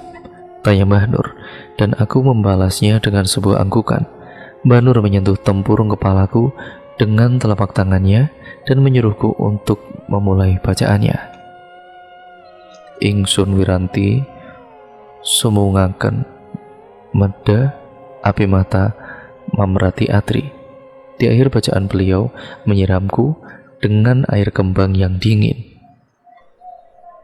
Aku berhenti sesaat, diam tidak bergerak sambil berkonsentrasi melanjutkan bacaan yang sempat terhenti karena mulutku menggigil terkena dinginnya air. Aku sempat ragu, apa aku bisa melewati semua ini? Karena aku masih harus menerima 12 kuyuran lagi. Pada kuyuran ketiga, keanehan pun terjadi. Aku merasakan panas di atas kepalaku yang tidak lain bersumber dari telapak tangan Mbah Nur, hingga air yang tadinya terasa dingin perlahan berubah menjadi hangat. Terdengar Mbah Nur membaca bacaan yang sama denganku, dan akhirnya kami pun membacanya secara bersamaan. Udara di kamar mandi yang awalnya dingin berubah menjadi hangat, dan pada akhirnya berubah menjadi sangat panas. Suhu ini sedikit lagi sudah mencapai titik toleransiku. Aku masih bertahan karena hanya tersisa 1 kali bacaan lagi. Dengan sekuat tenaga aku berhasil menyelesaikan bacaan terakhir, dan kemudian Mbah Nur menyiramku untuk terakhir kalinya dengan air yang terasa sangat-sangat panas. Ingsun Wiranti sumungaken medho api mata mamerati atri. Mbah Nur melanjutkan bacaan itu sekali lagi dengan berteriak dan diakhiri dengan erangan dan cengkeraman yang kuat di kepalaku, seakan-akan beliau bereaksi akan sesuatu. Akhirnya beliau melepaskan cengkeramannya dari kepalaku sambil terengah-engah dan mengatakan kalau ritual penyucian ini telah selesai. Setelah bersuci, Mbah Nur menyuruhku beristirahat di ruang tengah. Di sana nampak Samsul yang sudah menyiapkan makan malam. Samsul mempersilahkanku untuk makan, sedangkan Mbah Nur pergi keluar rumah entah kemana. Aku mengambil 2 centong nasi dan lauk secukupnya, tidak lupa dengan sambal yang selalu menggugah selera. Setelah suapan pertama aku menghentikan makanku sejenak. Rasa makanan ini benar-benar tidak enak. Tapi, karena seharian perutku belum terisi nasi sama sekali, akhirnya makanan di piringku pun ludes tanpa sisa. Gimana tadi? Lancar? Tanya Samsul membuka obrolan. Aku bingung mau menjelaskan seperti apa. Aku benar-benar merasakan sendiri air dingin dengan sekejap berubah menjadi panas ditambah Mbah Nur. Jawabku takjub. Itu syarat sebelum kamu melakukan ritual utama. Semua kotoran yang ada di dalam badanmu harus dibuang dulu, balas Samsul sambil mengunyah makanan, seolah rasa makanan itu baik-baik saja di lidahnya. Ritualnya kita lakukan nanti tengah malam. Setelah ini kamu bersiap diri dulu, lanjutnya sambil menyantap habis makanan yang ada di piringnya. Setelah makan malam selesai, aku kembali ke kamar sesuai instruksi. Suasana di luar rumah cukup tenang. Tidak heran, rumah Mbah Nur adalah satu-satunya rumah di luar dusun. Di samping rumah hanya ada tanah kosong dan pepohonan rimbun. Dari dalam kamar aku bisa mendengar suara burung hantu yang hinggap di atas pohon tepat di balik tembok kamar dan diikuti oleh suara serangga-serangga gunung yang terdengar nyaring dari kejauhan. Yang mengingatkanku pada saat berkemah di waktu kecil dulu bersama ayah. Aku langsung mengambil dompet dari dalam tasku. Di dompetku terasa terdapat selembar foto yang selalu tersimpan. Foto itu di mana foto ayah menggendongku saat masih kecil dulu. Aku sangat merindukannya. Ayah adalah seorang yang sangat penyayang, ramah dan bertanggung jawab tapi tegas. Dari kecil hingga remaja beliau selalu memberi apa yang keluarga kami inginkan. Kami sangat bahagia waktu itu. Tapi sayangnya ayah pergi meninggalkan kami terlalu cepat dan malapetaka masih belum berakhir sampai di situ. Semua hasil jerih payahku, usaha yang kurintis dari bawah, semuanya hancur saat bocah pembawa sial itu datang dan menyebabkan keluarga kami jatuh miskin. Maka dari itu, dia harus mempertanggungjawabkan semuanya dengan menjadi tumbalku, karena memang tidak seharusnya dia lahir ke muka dunia ini. Waktu terasa berjalan sangat lama. Aku sudah bosan terisolasi di tempat ini. Tapi aku tidak bisa berbuat apa-apa, hanya bisa rebahan dan menghitung-hitung sudah berapa lama aku di sini. Suara ketukan pintu memecah keheningan. Tanda penantianku sudah berakhir. Aku keluar kamar dengan penuh rasa percaya diri. Aku sudah sangat siap untuk menyelesaikan apa yang aku mulai. Udah siap? Tanya Samsul. Sangat, jawabku dengan bersemangat. Ayo Mbah Nur, sudah menunggu, ajak Samsul agar aku segera bergegas mengikutinya. Kami keluar rumah dan berjalan menjauh dari dusun. Aku perhatikan di sekeliling, sama sekali tidak terlihat ada rumah penduduk, hanya jalan setapak yang dipagari oleh pepohonan. Aku bertanya-tanya, bagaimana bisa orang kok bisa hidup di tempat seperti ini, tanpa listrik, tanpa hiburan, dan jauh dari dunia luar. Kami terus berjalan di bawah cahaya bulan dan rasi bintang yang terlihat begitu indah menghiasi langit malam yang cerah. Di balik pepohonan yang gelap, aku mendengar suara seseorang memanggil-manggil namaku. Sul, kamu dengar suara itu? Sudah, nggak usah didengerin. Fokus jalan terus saja. Dari awal aku sudah menebak air terjun itu akan menjadi tujuan akhirku di tempat ini. Air terjun yang tadinya hanya bisa aku dengar suaranya, kali ini bisa aku lihat dengan kedua mataku. Air terjun itu cukup tinggi, sekitar 30 meter dengan aliran air yang sangat deras. Mengingat sekarang sedang musim hujan, untuk menuju ke sana kami harus menuruni bebatuan besar yang agak licin. Kami tidak membawa alat penerangan apapun, hanya mengandalkan cahaya bulan membuat aku dan Samsul lompat dari satu batu ke batu yang lain dengan sangat berhati-hati. Dari kejauhan terlihat seseorang berdiri tidak jauh dari bawah air terjun. Itu Mbah Nur, dengan mengenakan pakaian serba putih. Beliau memandang ke arah air terjun sambil melipat tangannya ke belakang. Setelah kami mendekat, aku melihat mulut beliau bergerak-gerak seperti berbicara dengan sesuatu yang tidak kasat mata.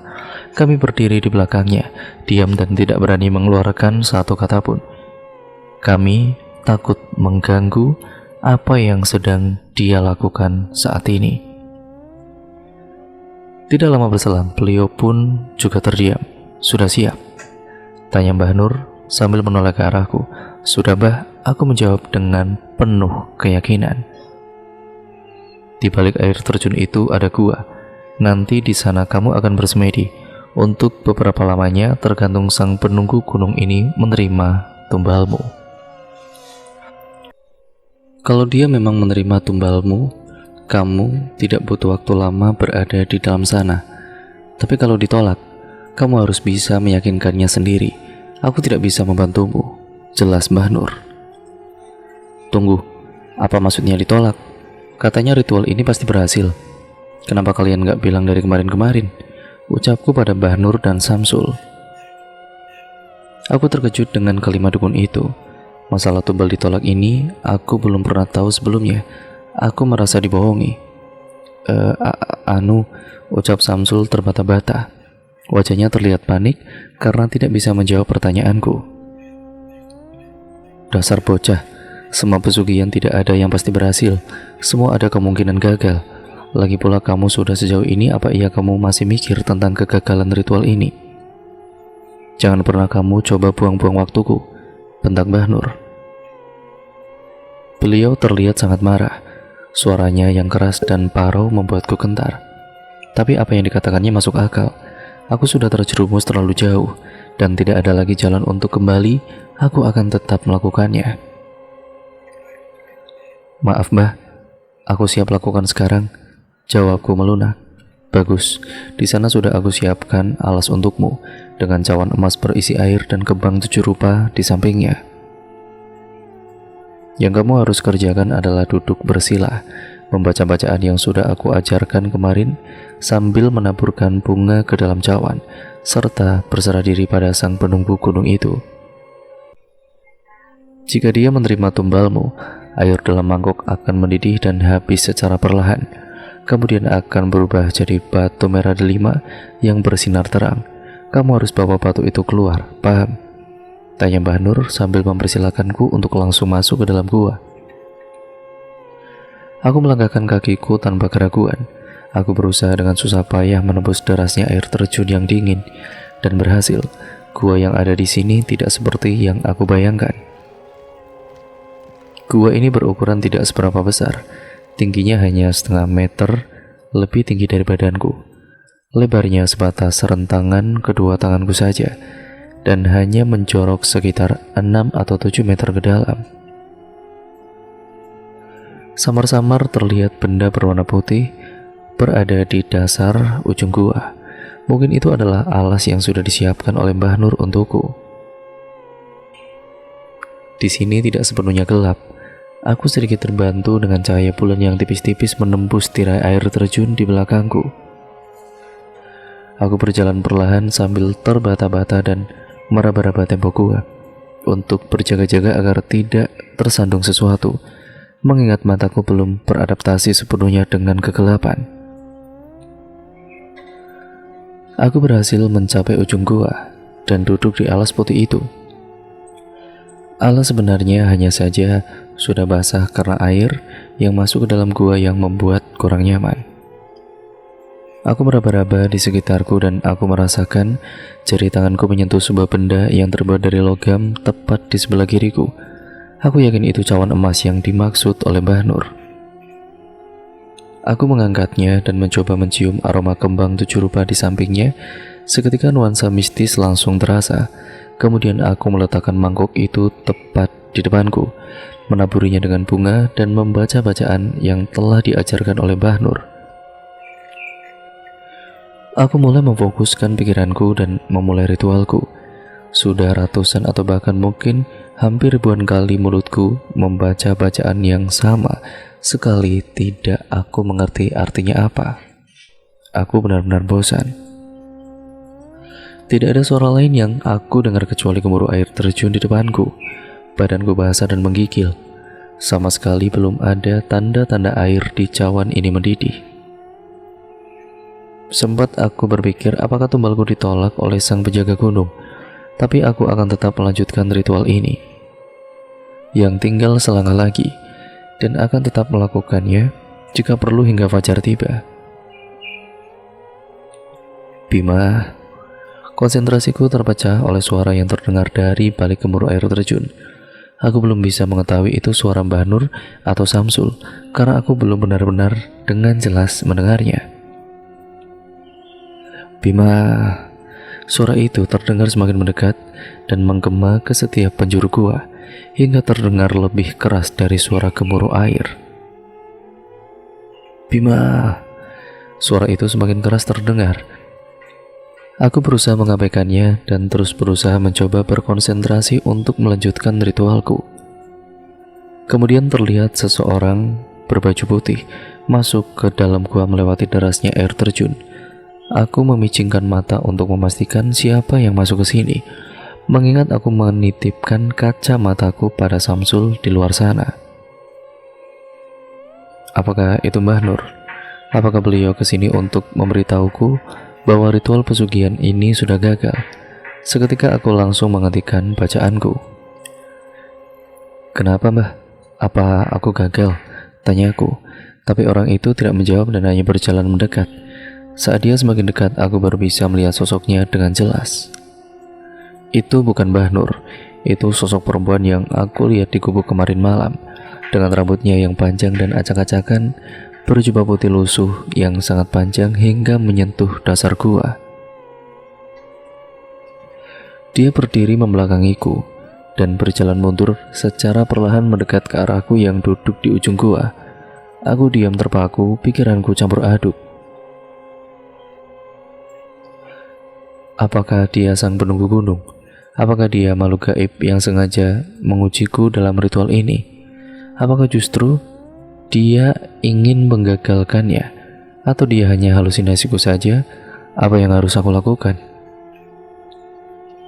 Sosok itu kian mendekatiku yang duduk kebingungan dan terpojok. Tapi setelah dia mendekat sekitar 2 meter di depanku, dia berhenti. Kemudian dia menolehkan kepalanya secara perlahan hingga lehernya memutar dan kepalanya menghadap ke belakang. Aku yang tertegun saat itu bisa melihat wajahnya dengan jelas. Wajah dengan kulit busuk serta nanah yang keluar dari lubang matanya yang kosong. Mulutnya yang tadinya menganga sekarang perlahan terbuka semakin lebar sampai merobek kulit pipinya yang busuk. Dan akhirnya benar-benar terbuka hingga rahang bagian atas sampai dengan ujung kepala menghadap ke belakang. Dan hanya tersisa lidah dan rahang bagian bawah yang menghadap ke arahku. Suasana mencekam itu belum berakhir. Dari kerongkongan sosok itu muncul banyak sekali makhluk yang paling aku takuti di dunia ini, laba-laba. Makhluk-makhluk menjijikan itu tidak berhenti keluar dari kerongkongannya. Mereka terus merambat turun lewat baju dan juga rambut sosok tersebut. Hingga akhirnya tubuh sosok itu pun perlahan rontok dan berubah menjadi sekumpulan laba-laba dengan jumlah yang lebih banyak dan berjalan ke arahku. Aku yang tadinya tertegun sekarang menjadi sangat panik dan jijik saat kumpulan laba-laba itu merambat ke seluruh tubuhku. Aku hanya bisa meronta dan menyingkirkan makhluk berkaki 8 itu dari tubuhku. Aku tidak sanggup berdiri, kakiku terlalu lemas untuk berlari atau bahkan berjalan keluar gua karena keadaan ini. "Tolong, Samsul, Bah, tolong!"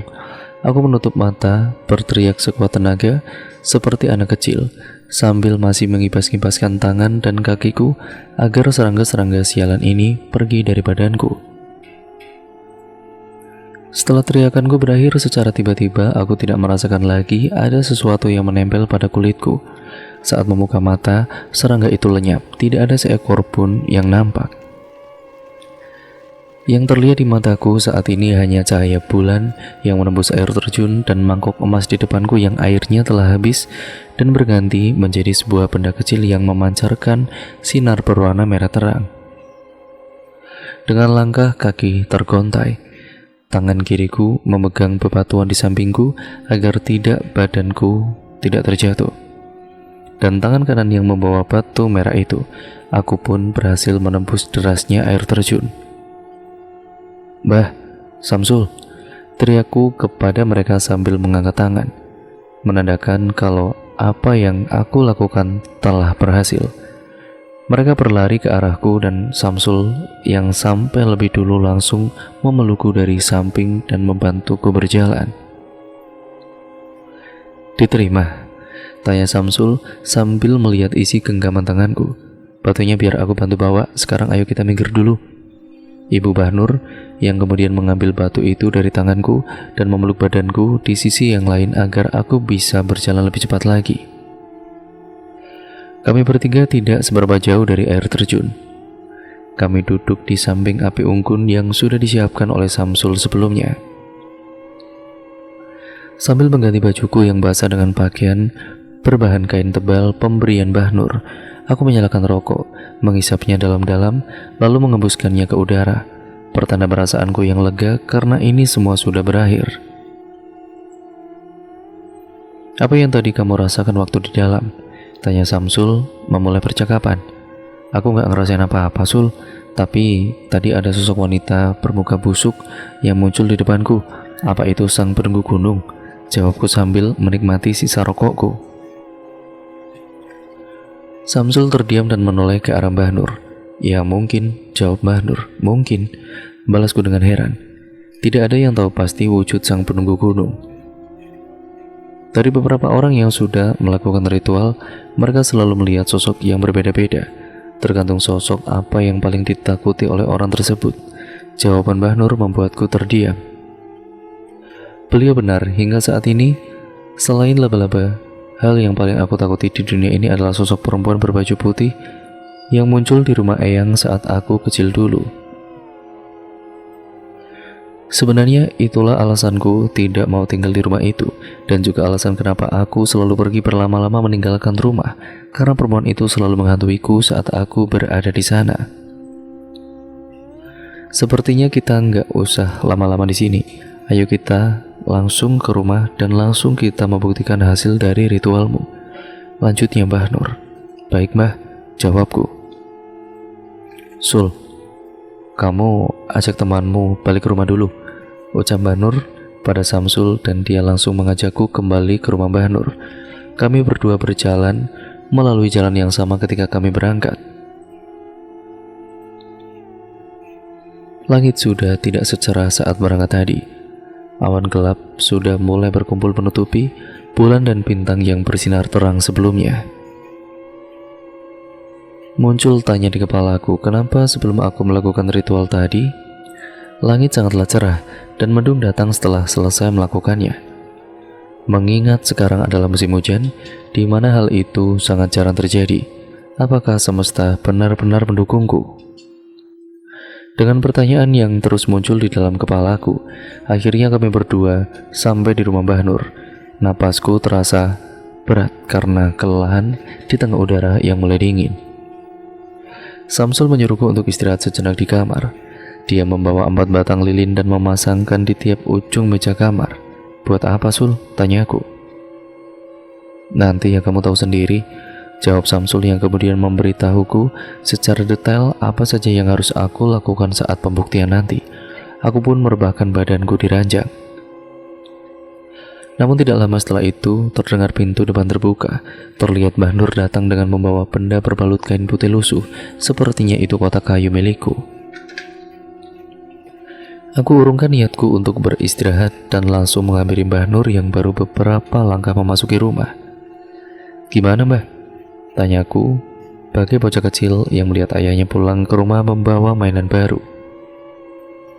Kamu beruntung, tidak banyak orang yang tumbalnya diterima oleh sang penunggu gunung, jawab beliau dengan tersenyum, kemudian menyodorkan batu merah, kotak kayu milikku, sekotak korek api, dan sebilah belati. Samsul sudah memberitahu apa yang berikutnya harus kamu lakukan. Sudah, Mbah. Aku kemudian masuk ke kamar dan melakukan apa yang sudah dikatakan Samsul kepadaku beberapa saat yang lalu. Aku tutup pintu rapat-rapat dan memulai dari menyalakan lilin dengan korek api yang sudah diberikan oleh Mbah Nur tadi. Kemudian membuka kain penutup kotak kayu milikku dan meletakkannya persis di tengah meja. Aku mengambil kantong kecil yang berisi kuku si bocah pembawa sial dari tas dan memasukkan kuku-kuku itu ke dalam kotak bersama batu merah yang aku dapatkan tadi. Berikutnya adalah bagian yang paling tidak aku suka.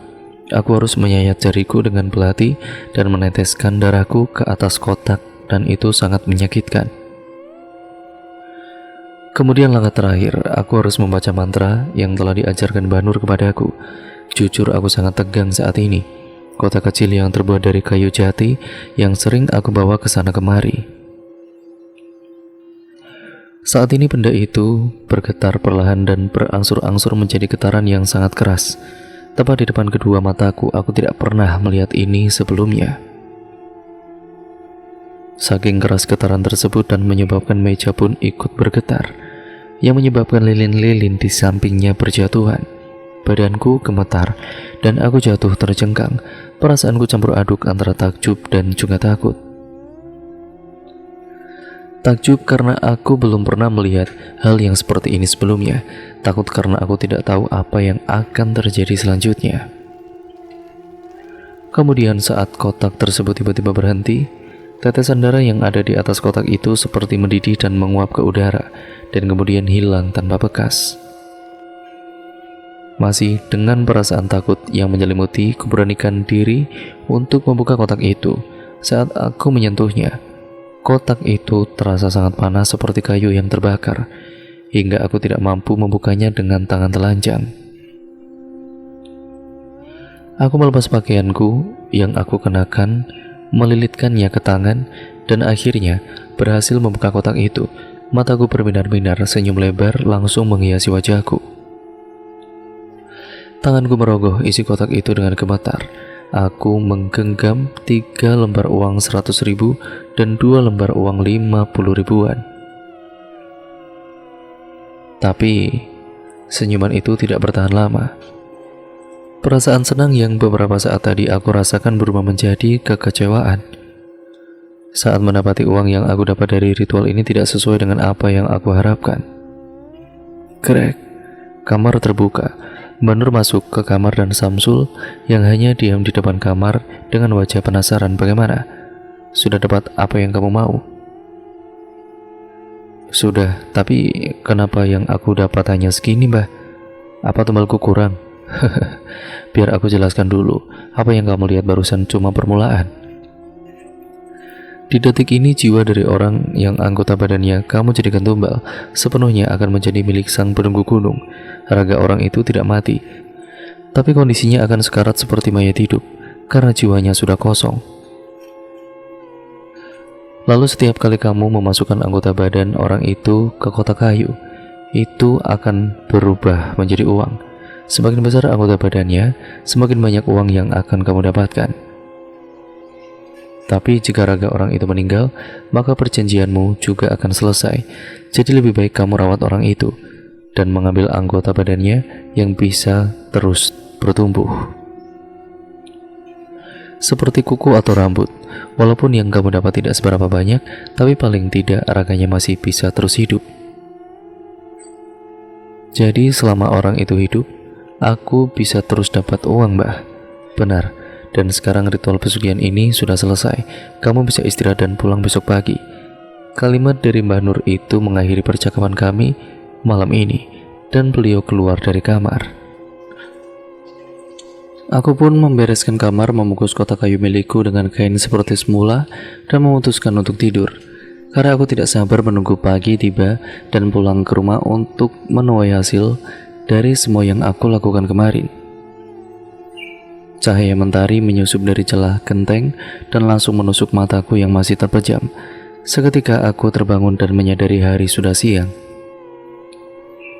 Sejenak ku regangkan otot-ototku, bangkit dari ranjang, dan ingin ke kamar mandi untuk buang air kecil. Aku buka pintu kamar di ruang tengah, aku melihat sudah ada sepiring nasi goreng dan segelas teh di sebelahnya. Udah bangun toh? Terdengar suara Samsul dari arah kamar mandi. Kok kamu gak bangunin aku? Udah siang gini. Semalam kamu pasti capek banget, jadi sengaja gak aku bangunin. Tuh, udah aku bikinin nasi goreng. Habis itu langsung aku anterin kamu ke terminal. Ngomong-ngomong, Mbah Nur mana? Biasa orang sibuk, lagi banyak urusan. Kemudian Samsul pergi ke teras depan rumah. Setelah menyelesaikan urusanku di kamar mandi, aku berkemas, membereskan semua barang bawaanku, termasuk kotak kayu yang kini menjadi barangku yang paling berharga. Kemudian aku berusaha sekuat tenaga menghabiskan nasi goreng buatan Samsul yang rasanya amburadul. Setelah menyelesaikannya, aku menghampiri Samsul yang sedang asik membersihkan motor yang entah bagaimana caranya dia bisa membawanya ke sini. Aku pun mengatakan padanya kalau aku sudah siap pulang. Kami melakukan perjalanan pulang melalui jalan lain, karena tidak mungkin mengendarai motor melewati jalan setapak di hutan pinus kemarin. Di tengah perjalanan, aku masih membayangkan tentang sosok berbaju putih yang membuatku jatuh pingsan malam itu.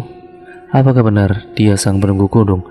Apa dia sudah mengetahui maksud kedatanganku kemari sebelum aku melakukan ritual? Ya entahlah, yang penting aku sudah mendapatkan apa yang aku inginkan. Mungkin tidak akan pernah menginjakan kaki ke tempat ini lagi. Udara dingin, dataran tinggi yang menyentuh kulitku beberapa jam yang lalu tidak lagi terasa, digantikan oleh panasnya udara terminal yang disertai debu yang berterbangan. Aku dan Samsul duduk di kursi deret yang tidak jauh dari tempat pemberhentian bus itu. Sambil menolehkan kepala ke semua penjuru terminal, aku mencari penjual rokok asongan yang masih belum nampak batang hidungnya. Kayaknya bus yang kamu tunggu agak telat datangnya. Mending aku balik dulu deh, Samsul berpamitan. Oke, terima kasih banyak. Kamu sudah mau bantu aku, jawabku sambil menjabat tangannya. Gak apa-apa, namanya juga teman. Harus saling bantu kan? Kalau ada apa-apa lagi, hubungi aku aja.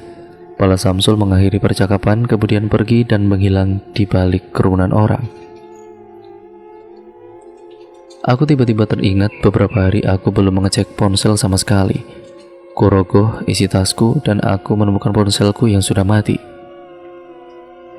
Aku terpaksa berjalan mencari warung makanan di depan terminal untuk hanya sekedar menumpang mengisi baterai ponselku. Aku masuk ke warung, memesan segelas teh hangat hanya agar bisa duduk dan meminjam colokan listrik yang ada di sana.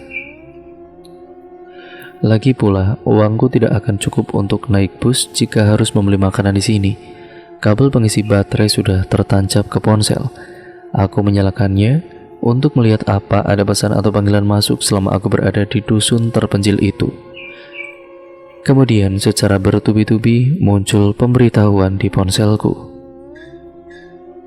30 pesan masuk dan 50 panggilan tak terjawab. Aku dikagetkan oleh sebuah pesan dari Angga yang bertuliskan, "Bima, kamu di mana?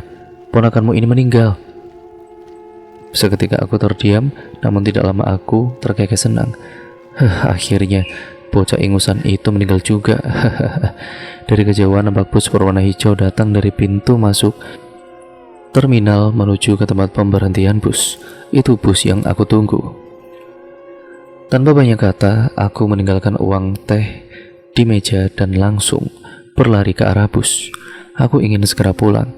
Singkat ceritanya, sampai akhirnya Bima kembali pulang ke kampung halamannya. Saat itu aku dan juga ibu hanya terdiam dengan pikirannya masing-masing. Tiba-tiba dari pintu depan datanglah Bima dengan senyuman yang terpancar di wajahnya. Tapi tidak berselang lama.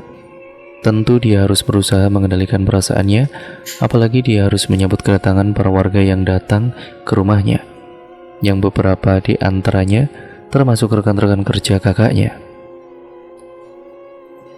Ya, tepat 7 hari sang keponakan meninggal, yaitu Raka, dan di tengah suasana sedih yang menyelimuti keluarga kami, sebuah isu tidak sedap berembus di tengah-tengah warga yang berada di kaki Gunung Merapi ini. Kabar burung yang santer beredar itu menyebutkan kematian Raka adalah sebagai pembayaran alias tebusan yang harus dibayar akibat sudah melakukan perjanjian dengan gaib. Rentetan peristiwa pun mulai bermunculan lagi. Suara-suara yang sering terdengar di gudang itu adalah dari jimat yang Bima miliki. Semua itu ia lakukan demi meraih kejayaannya lagi. Walaupun keluarga kami jarang berbaur dengan warga sekitar, namun hidup di desa itu tidak jauh dari gosip. Setelah hampir 3 bulan kepulangan Bima, hidup kami mulai berubah. Desas-desus pesugihan pun semakin panas. Namun demikian, kabar ini terlanjur sampai ke telinga ibu mertuaku. Dan sepertinya perempuan ini meyakini kebenaran isu tersebut. Sebab beberapa waktu lalu Bima sempat mengatakan kepadanya bahwa dia akan melakukan apapun demi kejayaannya. Bahkan sejak saat itu, Bima sering tidak pulang karena melakukan ritual. Itulah yang selama ini dikhawatirkan oleh ibu. Meski sempat tidak setuju dengan langkah yang ditempuh oleh Bima, namun ibu tidak mampu berbuat apa-apa. Keyakinan bahwa Raka sengaja dikorbankan oleh Omnya sendiri memang terlanjur tertanam dalam hati ibu. Karena itulah dia hampir tidak pernah bisa berhenti menangis, apalagi saat mengingat wajah Raka. Tidak hanya itu, kesedihannya memuncak manakala mendapati Bima yang terkesan tidak merasa kehilangan sama sekali dengan kepergian keponakannya sendiri, sehingga tidak jarang dia begadang sampai larut malam dengan beberapa temannya sambil tertawa gembira karena merayakan kemenangannya. Tapi nasi sudah menjadi bubur. Raka sudah terlanjur meninggal. Aku sendiri tidak terima dengan itu semua. Rasanya ingin kuajar Bima habis-habisan, namun Mas Angga selalu menahanku. Ritual pesugihan memang tidak hanya sebatas mencari kekayaan dengan cara gaib. Yang pasti di balik ritual tersebut ada satu syarat mutlak yang tidak bisa ditawar, yaitu menyediakan tumbal. Tumbal-tumbal itu sendiri ada yang diterima sebelum harapan tercapai, tapi ada pula yang diminta setelah apa yang diharapkan dari ritual tersebut sudah diraih. Dan sejauh ini yang sering diminta sebagai tumbal adalah anggota keluarga, terutama anak, yang kemudian akan diikuti dengan sebuah peristiwa kecelakaan yang merenggut nyawa orang yang ditumbalkan. Tujuan pemakaian tumbal diyakini sebagai upaya untuk melobi kekuatan gaib yang ada. Dan penyerahan tumbal manusia diyakini sebagai sesaji yang paling tinggi, yang tentu akan lebih diterima dibandingkan dengan tumbal binatang. Proses penumbalan itu sendiri biasanya tidak akan berhenti pada satu korban saja. Sebab demi langgengnya apa yang didapatkan, pelaku pesugihan harus terus menyediakan tumbal-tumbal lainnya. Dan hal itu akan membuatnya tidak memiliki kekuatan apa-apa, sehingga akan dimanfaatkan oleh bangsa jin itu untuk melakukan segala apa yang dikehendakinya, dengan imbalan sesuatu yang sifatnya berupa materi. Manusia adalah makhluk yang paling tinggi derajatnya, karena itu bangsa jin dan makhluk gaib lainnya akan senang saat menerima tumbal manusia. Sebab penyerahan tumbal manusia merupakan simbol kepasrahan yang dilakukan manusia pada bangsa jin, yang membuat dia bisa dikendalikan oleh jin itu untuk melakukan berbagai hal sesuai kehendak sang jin atau makhluk halus itu. Bangsa jin sejatinya hanya menyerap jiwa dari benda yang ditumbalkan. Karena itulah, pada umumnya mereka itu menyukai tumbal dari makhluk hidup yang berdarah. Dari darah yang dipersembahkan itulah, jiwa makhluk ini akan diserap untuk menambah usia jin, dan persembahan tumbal manusia akan bisa menambah usia bangsa jin hingga berkali-kali lipat. Dan cerita pun akhirnya selesai sampai di sini ya teman-teman. Terima kasih untuk kalian semua yang sudah menyimak dan juga memperhatikan ataupun mendengarkan cerita kali ini dan juga video kali ini. Jangan lupa untuk kalian tetap like, comment, dan share video kali ini sebanyak-banyaknya agar channel ini bisa menjadi channel yang jauh lebih baik lagi ke depannya.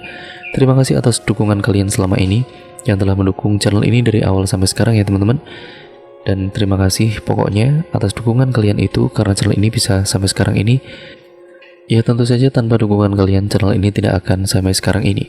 Dan mohon maaf apabila banyak kesalahan kata yang saya ucapkan ataupun artikulasi mungkin kurang jelas, atau pembawaan saya terlalu cepat atau mungkin terlalu lambat. Jadi saya mohon maaf yang sebesar-besarnya. Banyak pembelajaran yang dapat kita ambil dari cerita kali ini. Ya tentunya saya ingatkan untuk kalian semua, kalian harus membacanya ataupun harus mendengarkan atau menyimak videonya dari part yang pertama, agar kalian mengerti keseluruhan alur ceritanya dari awal sampai akhir ya teman-teman. Semoga dapat menjadi pembelajaran untuk kita semua, bahwa jangan sampai kita masuk ataupun terjun ke lembah pesugihan seperti ini demi kekayaan yang hanya bersifat sementara dan harta dunia yang benar-benar fana yang nantinya tidak akan dibawa mati juga. Sekian ya teman-teman, video ini saya akhiri. Sampai berjumpa di video terbaru selanjutnya. Oh ya, untuk kalian yang memiliki pengalaman horor atau cerita mistis lainnya atau cerpen-cerpen karya kalian bisa kirimkan ke alamat email kami yang nantinya akan ditulis oleh Manafila dan saya bacakan di sini ya teman-teman, seperti cerita-cerita ini ataupun cerita-cerita sebelumnya. Sekian dan terima kasih, sampai berjumpa di video terbaru selanjutnya. Wassalamualaikum warahmatullahi wabarakatuh.